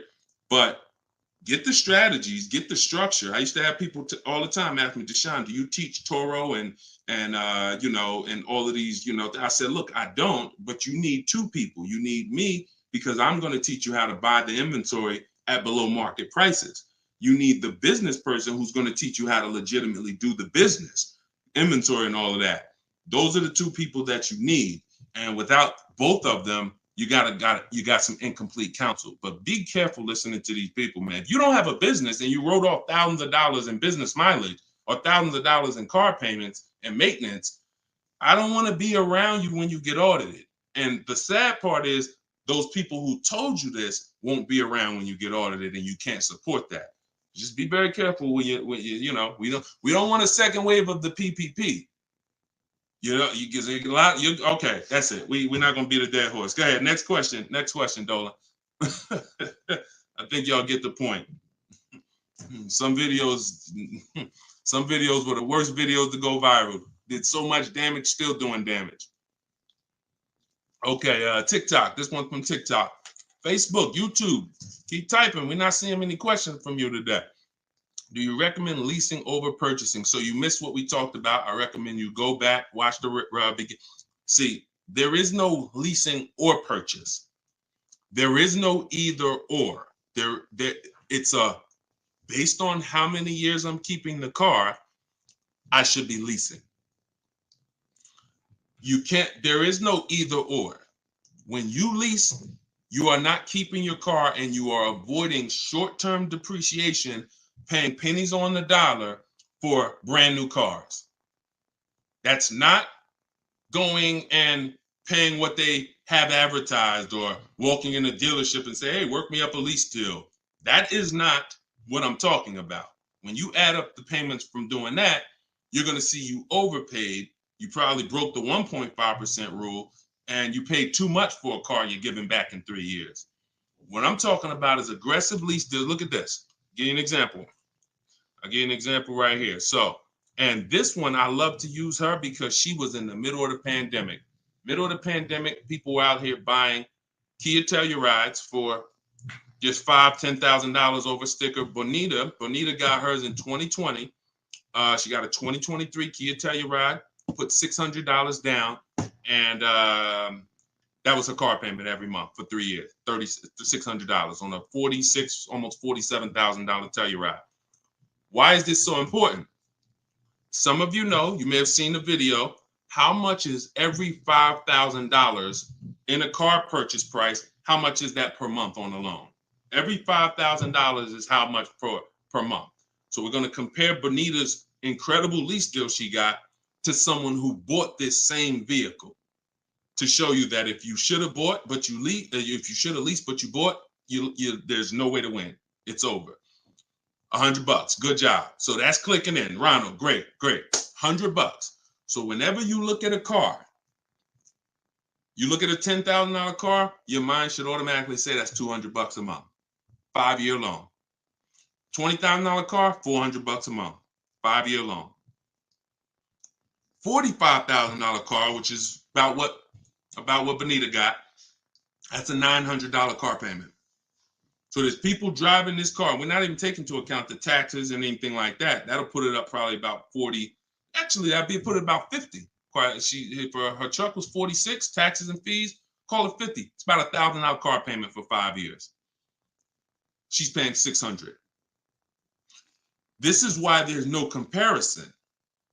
And sometimes your mind may play tricks on you. Yeah, but it's more than that. Is it? If you and I both drive out the same lot, same exact vehicle, you're paying, we're not putting any money into the deal. See, I want to make sure I keep you on track when you're not, neither one of them are putting any money into the deal. They're literally just going in, no down payment. All right, what's my deal look like? $600 a month, great lease. $1,000 a month, 5-year loan, no money down. So when we leave it the same, if I'm paying $1,000 and you're paying $600, is there any question of whether you're winning right now financially? Same vehicle. So as we drive, the only way you can eventually win, or I could eventually win if I bought, yeah, I'm paying $1,000, but I'm going to keep this vehicle long enough so in 10 years my Telluride is going to maybe worth $9,000. I kept it 10 years. It's worth $9,000 out there, but it's not losing value anymore. It's been in my household and I was able to outlive the depreciation. So now I win. Doesn't mean you lose. See, it's not like, oh, well, you lost, you should have bought. No, Bonita knows I'm not keeping 10 years. I'm not keeping 8 years. That's not my goal. Therefore, I'm going to shop for great lease deals and I'm going to pay pennies on the dollar compared to people buying. And that's my win.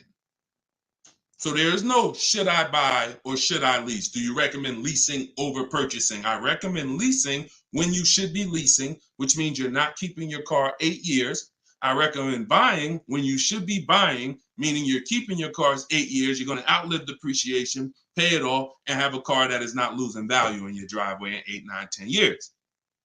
That's when both people win. And if you're stuck in the middle, then what I recommend is you get out of stuck in the middle because you're losing tons of money. Get out of being stuck. Buying leases out, buying loans, straighten them in. Get to one, choose a side. I put 2 good sides in front of you. Choose a side. All right? Good question, though. Go ahead, Dolan, cue the next one up. This was good, man. Wait, let me make sure. I'm trying to make sure I'm sharing all of this. Shout out to the sharers. Everybody getting value out of this? Type $ if you're getting value out of the show. This is what we do. All right, go ahead, shoot it up. All right, a lot of questions from TikTok today. YouTube, y'all, come on, type the question. All right, good to see you, Melody. I see. All right, when is it a good time to buy a car? Sashi, there's no good time. There's no bad time. Dealers have to make deals. See, I want you to not believe the marketing. What I want you to also do is I want you to pay attention when we do these shows. Pay attention to I don't want you shopping in an emergency situation unless it's an emergency. What does that mean? If your car was totaled, stolen, then it's an emergency. You got a couple days, no problem. You can use what's in my book. You can get bids. As long as you get multiple offers, you won't overpay. If you have your back against the wall, that's going to happen every now and then. Multiple offers is the key. If anybody had to go buy a TV right now, I said, look, you got 48 hours, you got to get a 100-inch TV, and you got to get a great deal on it. Is anybody worried about overpaying for the TV? Anybody on here? In 2024, is anybody worried? Dad, man, I only got, back in the days, it might have been like, oh, shoot, 48 hours. That might not be long enough. But you know where to go. Amazon.com, BestBuy.com, Walmart. I'm going to find the best deal on a TV. What I'm telling you is that's the same way you approach car buying. The more you do it the way you shop for everything else, the more you're going to see, oh, this is a lot easier. I'm in a lot more control. I eliminate buyer's remorse. So so even if your back is against the wall, if you're shopping, buying, you still should be getting multiple offers to make sure you're getting the lowest in the market. I'd say at least 5 because 80% are overpriced. Now, if you have time, then what you should be is in the market early. I teach something called 2 dates. The as soon as date, no later than date. As soon as date means soon as you can make a deal. Don't look at offers until you can make a deal. Don't entertain it's a waste of time. You might say, Deshone, I'm waiting to get this promotion at work in May. Then I'm a car shop. Should I look at deals now? Makes no sense. You can watch the market, but it makes no sense to entertain offers because you're not in a position. So as soon as you could accept an offer. Now that might be today. Then no later than date. That's the deadline. The gap in between that is your leverage.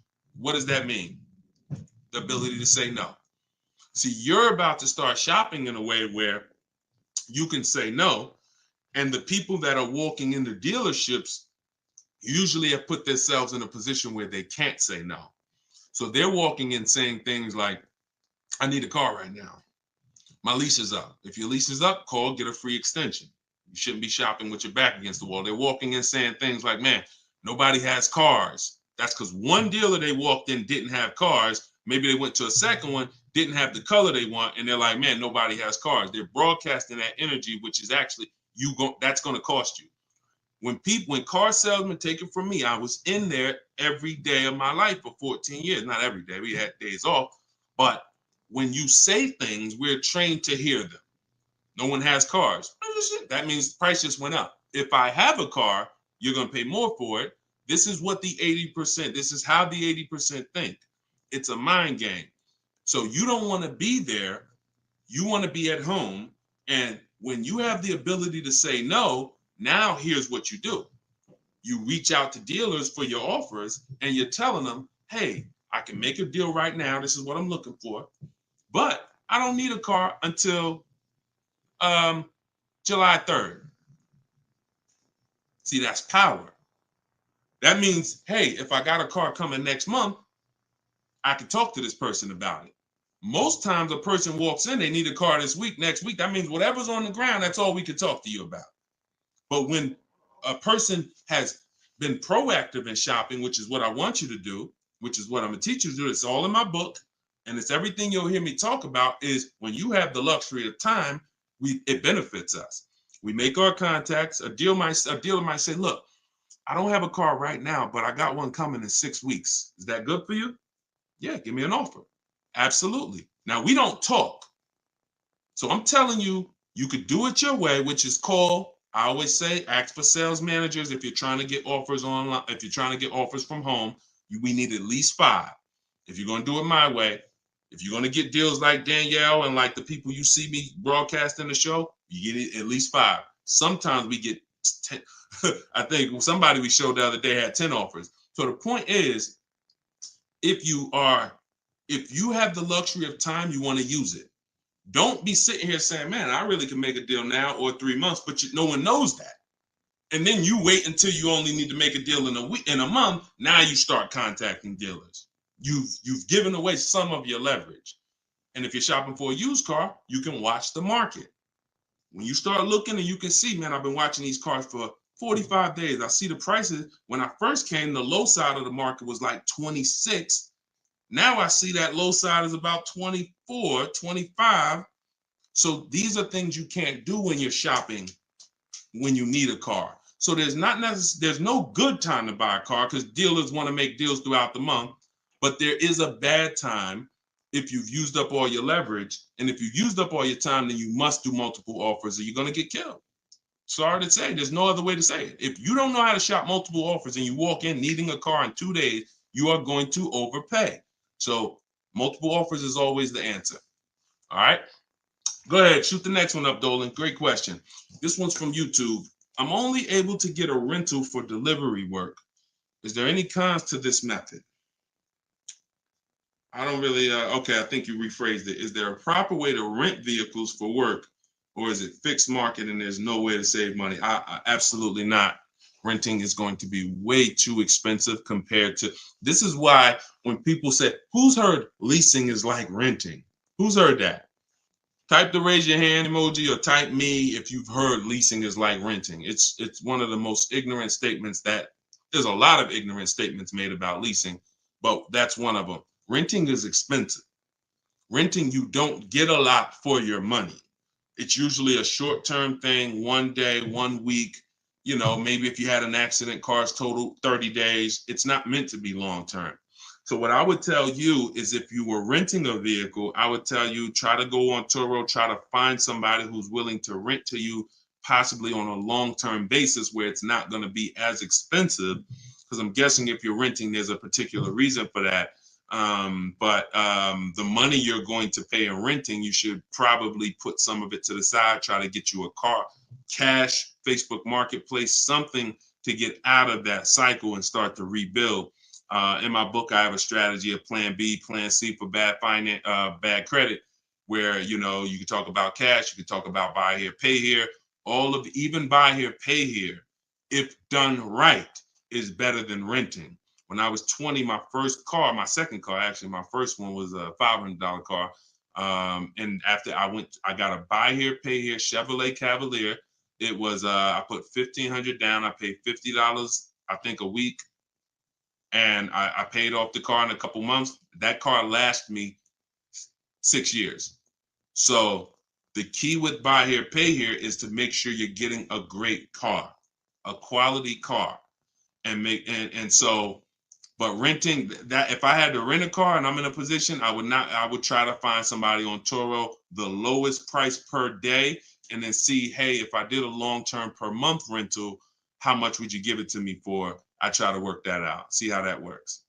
All right. God bless with that.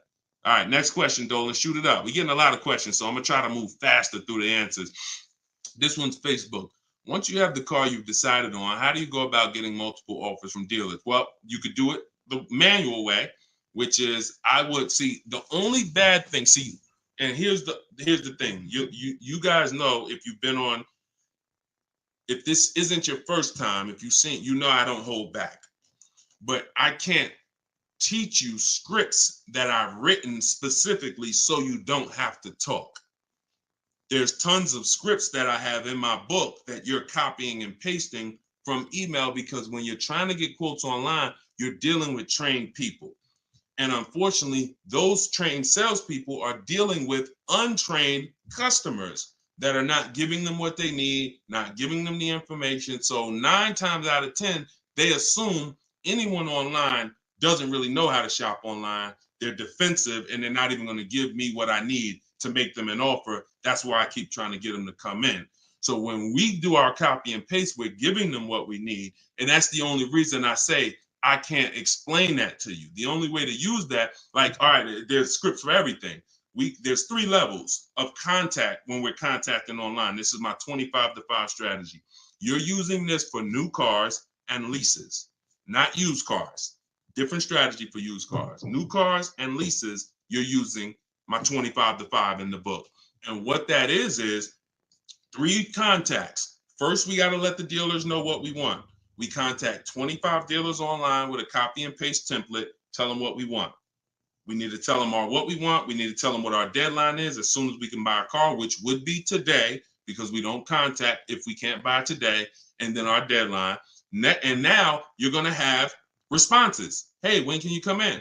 Hey, when can I? Hey, when can we have a phone call? Hey, whatever.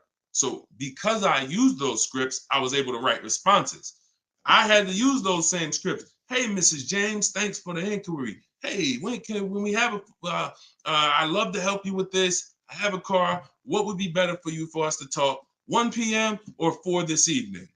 I had to use those scripts. So I was able to write the responses to them. So we copy and paste. Now, the key is whether you're doing it that way or whether you're calling, the first key is, do you even have a vehicle I'm interested in that matches what I want? So in that initial contact, we're telling them exactly what we want.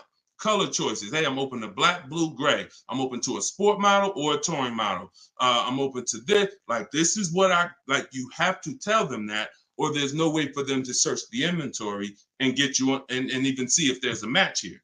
So once we do that, that's your first thing. Do you have a car? Now, the benefit of doing the 25-to-5 is we're shopping out of 25 dealers' inventories. So we're giving ourselves the absolute best shot of finding something where we don't really deal with, oh, I went to this dealer, they didn't have a color I want, they didn't have the trim I want. If we contact 25 dealers and there's no inventory, that means they're either in between model years, which means, okay, maybe the 24s got sold out, 25s haven't come in yet, we're on that bridge, or it's a rare car, hasn't come in yet, or it's a very rare car. See, that's different than you believing the car is rare because you visited 1 or 2 dealers. Once we contact 25, if the color, we're reaching out for a pink one and the dealer is saying, hey, we don't really have that color, that's when we know. So shopping out of 25 dealers, we get the best shot. We're trying to find who has a car. Second thing we're going to do now is we need to send a quote request. When we send our quote request, we're telling them what we want. If we're buying, we're looking for all cash price because we're not doing taxes. We want a bottom line price. And we're getting that from at least 5 to 7 dealers. Because when you shop correctly, remember this, when you truly have shopped multiple offers correctly, you're going to see at least a $3,000 to $5,000 difference from your lowest offer to your best offer. I've been working with people around the country. We're 2 million followers. We have 1,700 people we've worked with personally since 2021. That is the consensus. 3,000 to 5,000 bare minimum. And in fact, some of you who are looking for higher price cars, you look at somebody like Kimberly. Kimberly used multiple offers. Her Maserati she was shopping for, she picked it up a little while ago, $86,961 vehicle. They offered it to her for $66,261. Deshone, that sounds crazy. She saved 20 grand. Actually, 20,700 on that offer. So now you never can pick. You don't know where the bottom is. She didn't go in saying, if I can't save 20 grand, I'm not getting it. That's not how we go in. We go in, we do multiple offers, and we let the bottom reveal itself. We don't choose the bottom. All right. So once we do that, we're getting our quotes, and there's going to be a lot of people who try to stop that. Hey, we only do business in person. When can you come in? So you need scripts to respond to all that if you're going to do it fast and shop like we shop, 60 minutes, 90 minutes. But if you're going to do it manually, then you can call sales. You can ask for sales managers and try to get them that way. But do not make a decision before you see at least 5 offers. 5 to 7 offers. Nobody who's listening to me will ever buy a car without seeing 5 to 7 offers, new cars and leases. Never. Too much money at stake. All right. So that's how we do it, Damon. That's the intro. And that's the only reason why I can't go deep on my 25 to 5, because it's totally internet based. We do it 60 minutes. So everyone who's like, Deshone, I want to use that. It's in my new digital book, Car Shopping for People That Hate Car Shopping. You can download it in my TikTok bio. You get it for 75% off as part of our launch. And it'll be in your inbox in 5 minutes. Same thing with Instagram. Go to my Instagram bio. You got 30 minutes before it goes back up to $97. Get your 75% off. And I'll post a link. Cue the next question up, Dolan. I'll post a link again for you guys here on YouTube and Facebook. Here's the emergency link. All right. This one's from Facebook. We got another question from Facebook. Hey, I'm in the USA, originally from Canada, and no credit in the USA as yet. Should I buy a used car with cash or a new one? What I'm afraid they'll give me a high rate. What do you think best option? Hey, if you got the ability to buy a used car cash, that's what I do. I'd get a great car, spend as little as possible on it, Facebook Marketplace, because I'm not looking, if I can, to go into a high interest loan when I can get me a car and then I can build my credit. I want you to follow Haley, somebody named Shonda Martin. Her brand is called Road to 750 Plus. She's very similar to me in that she does these Q&As all the time. She's live. She's a genius. She's clearly studied for many, many years to understand. And even me using her thing, her strategies, I've added at least 80 points to my credit just from things I didn't even know. Like, and the real person who's an expert is going to show you where the blind spots are, things you didn't know. And that's what Shonda is. Some of you may follow her. She's amazing. Yeah, Cavante said, yeah, she's amazing. She is. So follow her. But yeah, I would be looking to get something inexpensive, point A to point B, little as possible. Make sure you find wherever you live, ask around who's the best mechanic in town. Ask like who does everybody know in town that, you know, fixes cars, just a good guy, good woman. And you find them and you say, look, I'm about to go pick up a car. I'm gonna buy it privately. Well, can I pay you, you know, $100 to inspect it for me? Get yourself an inexpensive car, and that'll give you the ability to be on the road. At the same time, you have the ability to have the time to invest in your credit. So when you're ready to make a power move where credit's concerned with a car, be it leasing, financing, you're good. All right. But if you go buy a car overpriced interest rate, it could really set you back. It can really set you back. It's happened to too many people. Great question. Cue the next one up, Dolan. Great questions today. YouTube, should I buy a car cash or do I get a loan? It's a great question here. A lot of great questions. This is a matter of, look, nothing that I teach is really one size fits all. That's been the problem. 8-year rule, absolutely. If you're not keeping 8 years, that is one size fits all. That's why it's called a rule. You should be leasing if you're not keeping your cars 8 years. If you're buying, you should be keeping them more than 8 years. But when it comes to the cash or loan, here's what I've experienced. And the people who pay cash or don't pay cash, this is kind of what weighs it for them. What are they doing with, what are you doing with your money? Is your money making you money? If your money is making you money, I would have people come in the dealership, clearly had the ability to pay cash, because I would ask them, you know, so how are you paying for the car? And they say, you know, I'm thinking about, you know, writing a check for it, but I'm, you know, what are the rates? And if we had a special interest rate from the bank, like 0% or 0.99%, 1.99, 2.99 even, they'd usually take the bank's money so that their money could keep making money for them. So if that's you, and the rates are low, that's why whenever we shop for a car, you always want to check, are there any special interest rates? That's the first thing. I teach something called the bank bidding war. It's not just dealers that bid for our business. It's banks and credit unions too. So in the bank bidding war, there's 3 rounds.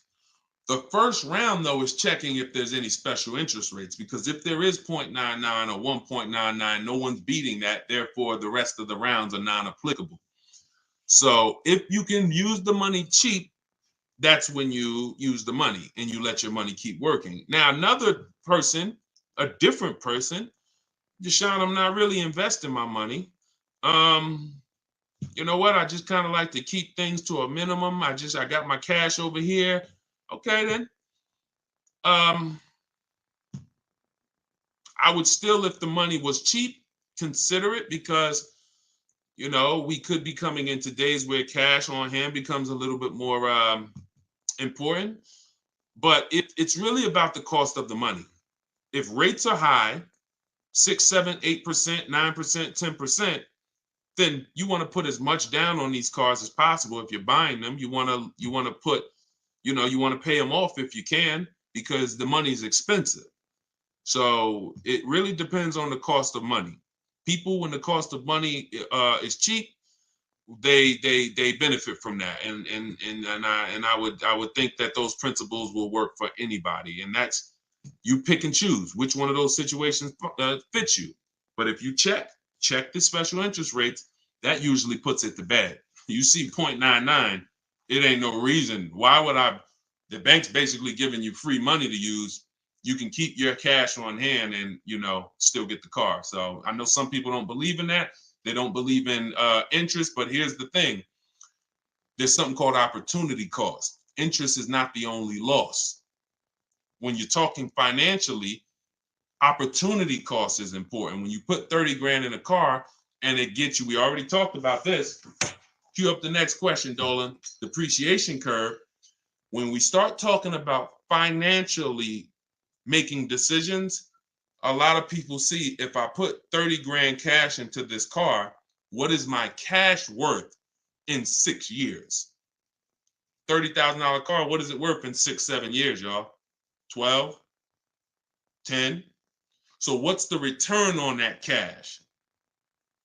It's not even positive. It's not even neutral. It's negative. So these are all the things that is like, okay, you go over that, what I just said over the last 6, 7 minutes, and you choose what makes sense for you. But I'm never going to give you one size fits all formulas. That's what has failed you. Always do this. That's what has failed you.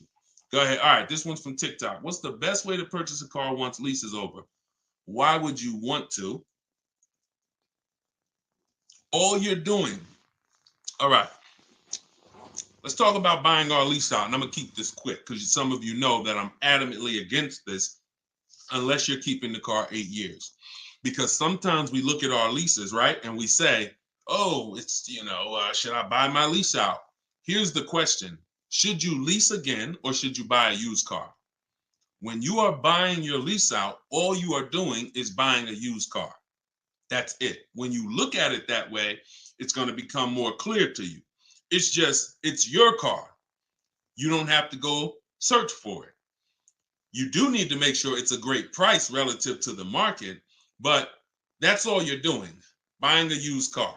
So the question becomes, should I buy a used car or should I lease? And when you realize that the 8-year rule, breaking it, is going to continue to lose you money and put you in negative equity, you won't buy your leases because you don't plan to keep them again for another 8 years. I'm going to tell you how I found this out to be horrible. Guy walks in the dealership. I'm looking at the car that he has. He says, okay, I'm looking to trade this in and get me something new. So, okay, how many years old is that? About 5 years. Okay, cool. How long you had it? I had it since it was new. Okay. All right, you know how much you owe on it? Nah, I don't know. Now, that's not a good sign, because if a person tells you they've had a car for 5 years, and they've had it since it was new, wouldn't you think it was almost paid off or paid off, right? If that makes sense, type of dollar sign. If a person said, you saw me, like, yeah, I had that car 5 years. I bought it. I've had it since it was new. Shouldn't it be almost paid off or either paid off, right? So when he said, I don't really know what I owe, I was like, okay, no problem. We'll call the bank. We'll find out. All right. So I have the used car manager look at his because everyone who's in this position, I'm going to tell them about leasing. So I'm looking forward to that, because once I tell them about leasing and I show them the numbers and like, hey, you keep trading these cars, look how much you're going to save. And some people will come in and their car was paid off. And I'm like, good thing is whatever that car is worth, you're going to get all that back. You're not putting it into your deal and using most of it as a down payment. So I've literally changed people from financing or buying to a lease, giving them a check back for their whole car that they was coming to use as a trade, and they get a check for $12,000, and then they leave with a lease with no money down or little down, and they're like, yo, this is great. So I'm thinking I'm about to lay this out for him. And so used car manager goes, looks at his car, may say like, okay, I think the car's probably worth about 18. Okay, perfect. So let me call the bank, find out what he owes. Hey, how are you? I'm calling for Mr. Johnson here. Yeah, he's interested in replacing his car. We need his payoff. Okay, the payoff is 18,000. Wait a minute. How the heck is the payoff 18,000? Hey, Mr. Johnson, they're saying you still owe 18,000. Dang, it's that much? Yeah, I didn't know it was that much. Wait, I thought you said you had the car since it was new. Yeah, I did. You know what happened? We leased it for 3 years, and then we had bought it when we bought it after the lease. That's how I learned how bad this was. So I'm like, okay, because when you buy your car off lease, most people, you're going to need a 6-year loan to have a similar payment. So if your payment was $400 and you buy the lease, you're typically going to need a 6-year loan to have around the same payment, right? So picture this, 3 years to lease it, then you get a 6-year loan. 6 plus 9 is what? 6 plus 3 is 9. Anybody on here signing up for a 9-year loan on a car? Anybody? We got a lot of people on here. Anybody on here signing up for a 9-year loan? No? Okay. Room's quiet. So we've never signed up for a 9-year loan. Look, she said, heck no. Right. We never signed up for a 9-year loan, 9 years of payments on the same car. Yet when we buy our leases, this is what's happening. So you look and say, all right, you bought your lease, you put 6-year loan, so you leased it for 3, then you paid it for another 2, that's 5. Now you're tired of it. Yo, man, I've been in this car, let me go trade it. Problem is, you still have 4 years left of payments. That's why buying the lease is horrible. One situation where it makes sense, if you're keeping it 8 years. That's it. If you're going to keep it another 8 years from the day you buy it, then potentially go ahead. Because all it is again, buying a used car. If you said to Sean, should I buy a used car or lease? How many years you keeping it? I'm keeping 8, 9. Buy the used car. Don't lease. So preaching the truth. Thank you, Kevin. I'm glad, man. And hopefully these stories will stick in your head. So when you encounter these situations, you know, when someone says to you, hell, man, I'm thinking about buying a lease, you'll never forget the story. So this has nothing to do with getting the best deals. This has everything to do with having the best deal structure. So I'm glad that clicked. Go ahead, shoot the next one up, Dolan. Oh, I see we already been on for. All right. We'll do a couple more. I'm trying to get through them as quick as possible. Y'all, if y'all like Deshone, I love to know everything you teach of how you shop for cars. Everything I teach is in a step-by-step way. In my digital book, Car Shopping for People That Hate Car Shopping, 7 Steps to Saving Time, Money, and Avoiding Dealerships. Everything we do is a bid. We're buying cars and leasing cars in 90 minutes, 60 minutes. When you get good, you'll be able to do this in like 45, 60 minutes. You never spend more than 30 minutes in a car dealership. You're at home. You're the prize. You're getting bids. You're no longer negotiating one-to-one where you're in a losing position. When you're getting bids, you're in the winner's position. So you can get your book for 75% off as part of our launch. So we want to do 75% off. It's normally $97. In my TikTok bio, you can grab yours. It'll be in your inbox. And some people say, before I get to this next question, Deshone, is it in print?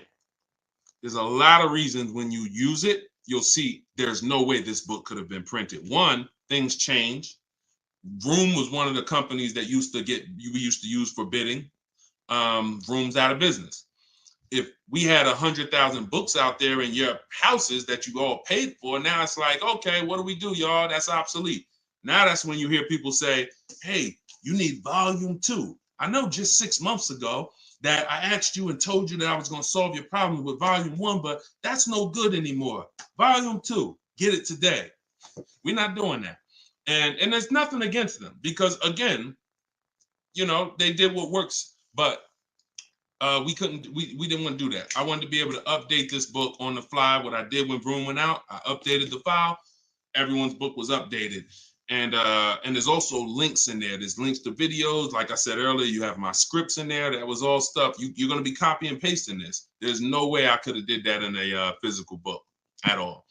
All right. What do you think of swap a lease? If you can get a great lease deal, absolutely. Absolutely. We always compare, divide the monthly payment into the MSRP. The 1% rule has existed way before I started, way before I even got in the car business. The 1% rule said if you can lease a car for less than, for 1% of the MSRP, no money down, no money out of pocket, just, covering the first month's payment, you stole a car. Coincidentally, every lease I've ever had was under 1%. I paid $330 a month for my $35,000 Jeep Grand Cherokee Laredo. I paid $325 a month for my Infinities, then $345. Then my highest one was $390. And that was a $45,000 vehicle. So these are under 1% leases. In order to get 1% leases, you need to shop multiple offers, but you also need a great lease program. So what we always say is under 1% is a steal. You'll see there's 3 categories of leases. Steals, great value. Those are under 1%. Great deals. Those are between 1% and 1.5%. And then where it's time to chill, over 1.5%. You're paying too much for a car you're giving back. So if I was taking over someone's lease, I'm judging it by the same thing. Leasing is a value play. How much car can I drive for that payment? It's the ultimate way. The lower that percentage is, the more you've leveraged your money into a great car. So yeah, I'll check swap a lease, definitely. Go ahead, shoot the next one up, Dolan. This one's from TikTok. Can I sell a leased car? Who didn't know you could sell a leased car? Type me. My cousin left me his 2020 Toyota Highlander with 2,000 miles, so I need to get out of my lease. I don't need 2 cars. Okay. Equity assessment. Call the leasing. Matter of fact, I'm not going to repeat it because I already talked about this at the beginning of the broadcast. So after the broadcast, go to the YouTube page. You'll see it. I think it was either the first or second question. So within the first 10 minutes, I talked about how to do the equity assessment. You're going to follow that process. And this is all in my book. If you're like, Deshone, I don't even want to watch the video. Is that in the book? Absolutely. Because everything I'm teaching you is out of 1 step in my 7-step process. So the equity assessment is step 2. After we decide leasing versus buying, that's step 1. That's the most important question. Foundation of your car deal is, did I lease when I should have leased? Did I buy when I should have bought?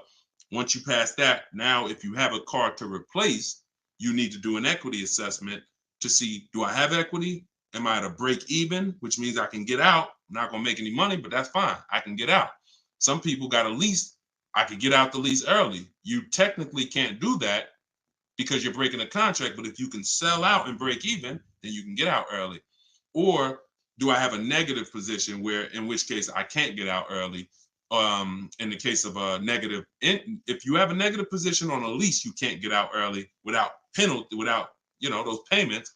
But if you're a negative equity on a finance, then that's different. There's no negative equity in a lease. I know we kind of use these terms interchangeably. Negative equity is only with a finance because you have to pay the money. With a lease, if what I get offers for, if it's below my payoff, then I just stay in the car until the end. I don't have negative equity. So you do the equity assessment, and hopefully you can break even. And the good thing about Toyota, if they haven't changed it, and I remember right, they don't have a third-party restriction.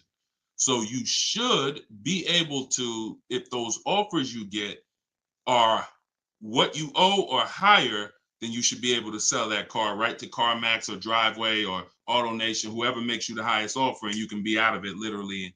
You do that today, you could be out of that car tomorrow. All right, so keep me posted. Go ahead. Shoot it. See, we're over an hour. And I know Dolan, we always try to keep the shows an hour, but it's like the questions start rolling in and it gets good. Go ahead. Shoot another one up, Dolan. We'll wrap in a second. Facebook. When you go online to build and decide on needs and wants, you look at the cash price, not the lease price. We don't look at any price online. Pay no attention. Nothing online is a deal, y'all. No commercial. I don't care what you see. Deals are like this. Hey, look, this is their offer. Look, this is what we gotta. Can we do it? What? Can you get them up any? Like, will they come up any at all? Nah, man. They said that they made this, and it's like, shoot. All right, let's see if you get another. Can you get another $10? If you get another $10 a month out of them, just take it. If not, then do the deal. That's a deal. You don't repeat it. You don't. I used to have to tell certain people, when you got a real deal, hey, when you come back, I'd love for you to send me friends, family, but don't tell them what you're paying, because I probably can't duplicate that, honestly. That's a deal. The whole opposite is what they advertise to you. Deals are not advertised. Deals are when the dealer makes little to no money. Little to no money. That's a below market deal. If they're putting something on a commercial, that means the dealer doesn't mind if 80 people come in and get that offer this month. You have the money down? Yeah, I want to pay the $460 a month. Okay. You have the money down? Yeah, it was $3,400, right? Okay. What about the taxes and fees? Because that's small print. All right, how much is that? That'll put you probably about another $3,200. And then I could be at that payment from the commercial? Yeah, definitely. Okay, let's do it. That's not a deal. That's not nothing special. We didn't mind making that. Come on, if that's what you want. So if you want deals, you got to understand. Don't look at commercials. Don't look on the internet. Oh, this deal is advertising this. Deals are not advertised. Let that set. All this marketing that has worked on, come at the end of the month. Imagine being in a business where your customers were trained to come at the end of the month. Imagine if you had a pizza shop, a car wash, and that happened. You knew that the industry was so good at marketing that you knew the last 3 days of the month, your car wash is going to have lines around the corner. That's marketing. So dealers make deals when they're like desperate. I want to see. Nobody's here. So don't pay attention. Don't pay attention to that. Just follow the process. Oh, I see you got the book. Just follow the process. If it's not written in there, Ty, don't add to it. Don't add to it. If Deshone didn't say, go to this website and look and then write that down, don't do it. The whole purpose of why I wrote that book in that way is to take the guesswork out of it. If you find yourself like, okay, what should I do here? All right, I'm going to do this. You're probably off my path, because my path is very rigid. It's like a McDonald's system. You hear that beep, the nuggets are ready. Oh, don't change it. And then you'll get the results. We call that trust in the process. Great question. All right, y'all. We just hit an hour and 10 minutes. Y'all, I would love to do this all day. We are going to continue to do these broadcasts. Once the questions start coming in, I don't want to discount any questions. So I wish some questions I could just answer in 30 seconds. It's not possible without me just cutting it short and then you not getting the value out of it. So we try to get through as many as possible. For everyone who wants everything I teach in one place, you can get everything in my social media videos. But I think what you understand now from being on the broadcast is there's lots of different situations. So when you're moving through my social media video, you're saying, oh, he's talking about leasing here. He's talking about buying a used car here. He's talking about banks here. He's talking about high mileage here. All right, that means I got to try to piece this together myself. Same thing with the broadcast here. If you're like Deshone, I want everything in one spot, step by step. It's all in there. Leasing's in there. The high mileage paths are in there. The new car purchase paths are in there. Used car purchase paths are in there. And step 7 of my book is delivery. So you shouldn't be thinking, oh, I'm gonna read the whole book, then I'll start shopping. No, it's action guides. It's essentially a big checklist. Do this, do this. By the time you get to step 7, you should be picking up your car, getting ready to have it delivered. So that's the way it is. You don't take a quiz at the end. The quiz is, if you did it right, your car's on the way. So everyone can get your book for 75% off as part of our launch. It's in my TikTok bio. Grab yours, use it, and please make sure you email me your deal. As soon as you make your deal, send me an email. Deshone, check this out. I don't want to see just the car you got. I want to see the price you paid. You're going to have price assurance, and I'm happy to be on this journey with you. So get it in here. I'm going to send this link. I'm going to type the link one more time for you guys here on Facebook and YouTube. In case you missed the countdown, I just typed the link. You can grab it there. TikTok, Instagram, it's in my bio. Click that website and then click that button that says 75% off. So until then, thank you, Ty. Great questions today. Great questions. All the questions were good. And I'll see y'all on the next broadcast. We'll keep this going. God bless y'all.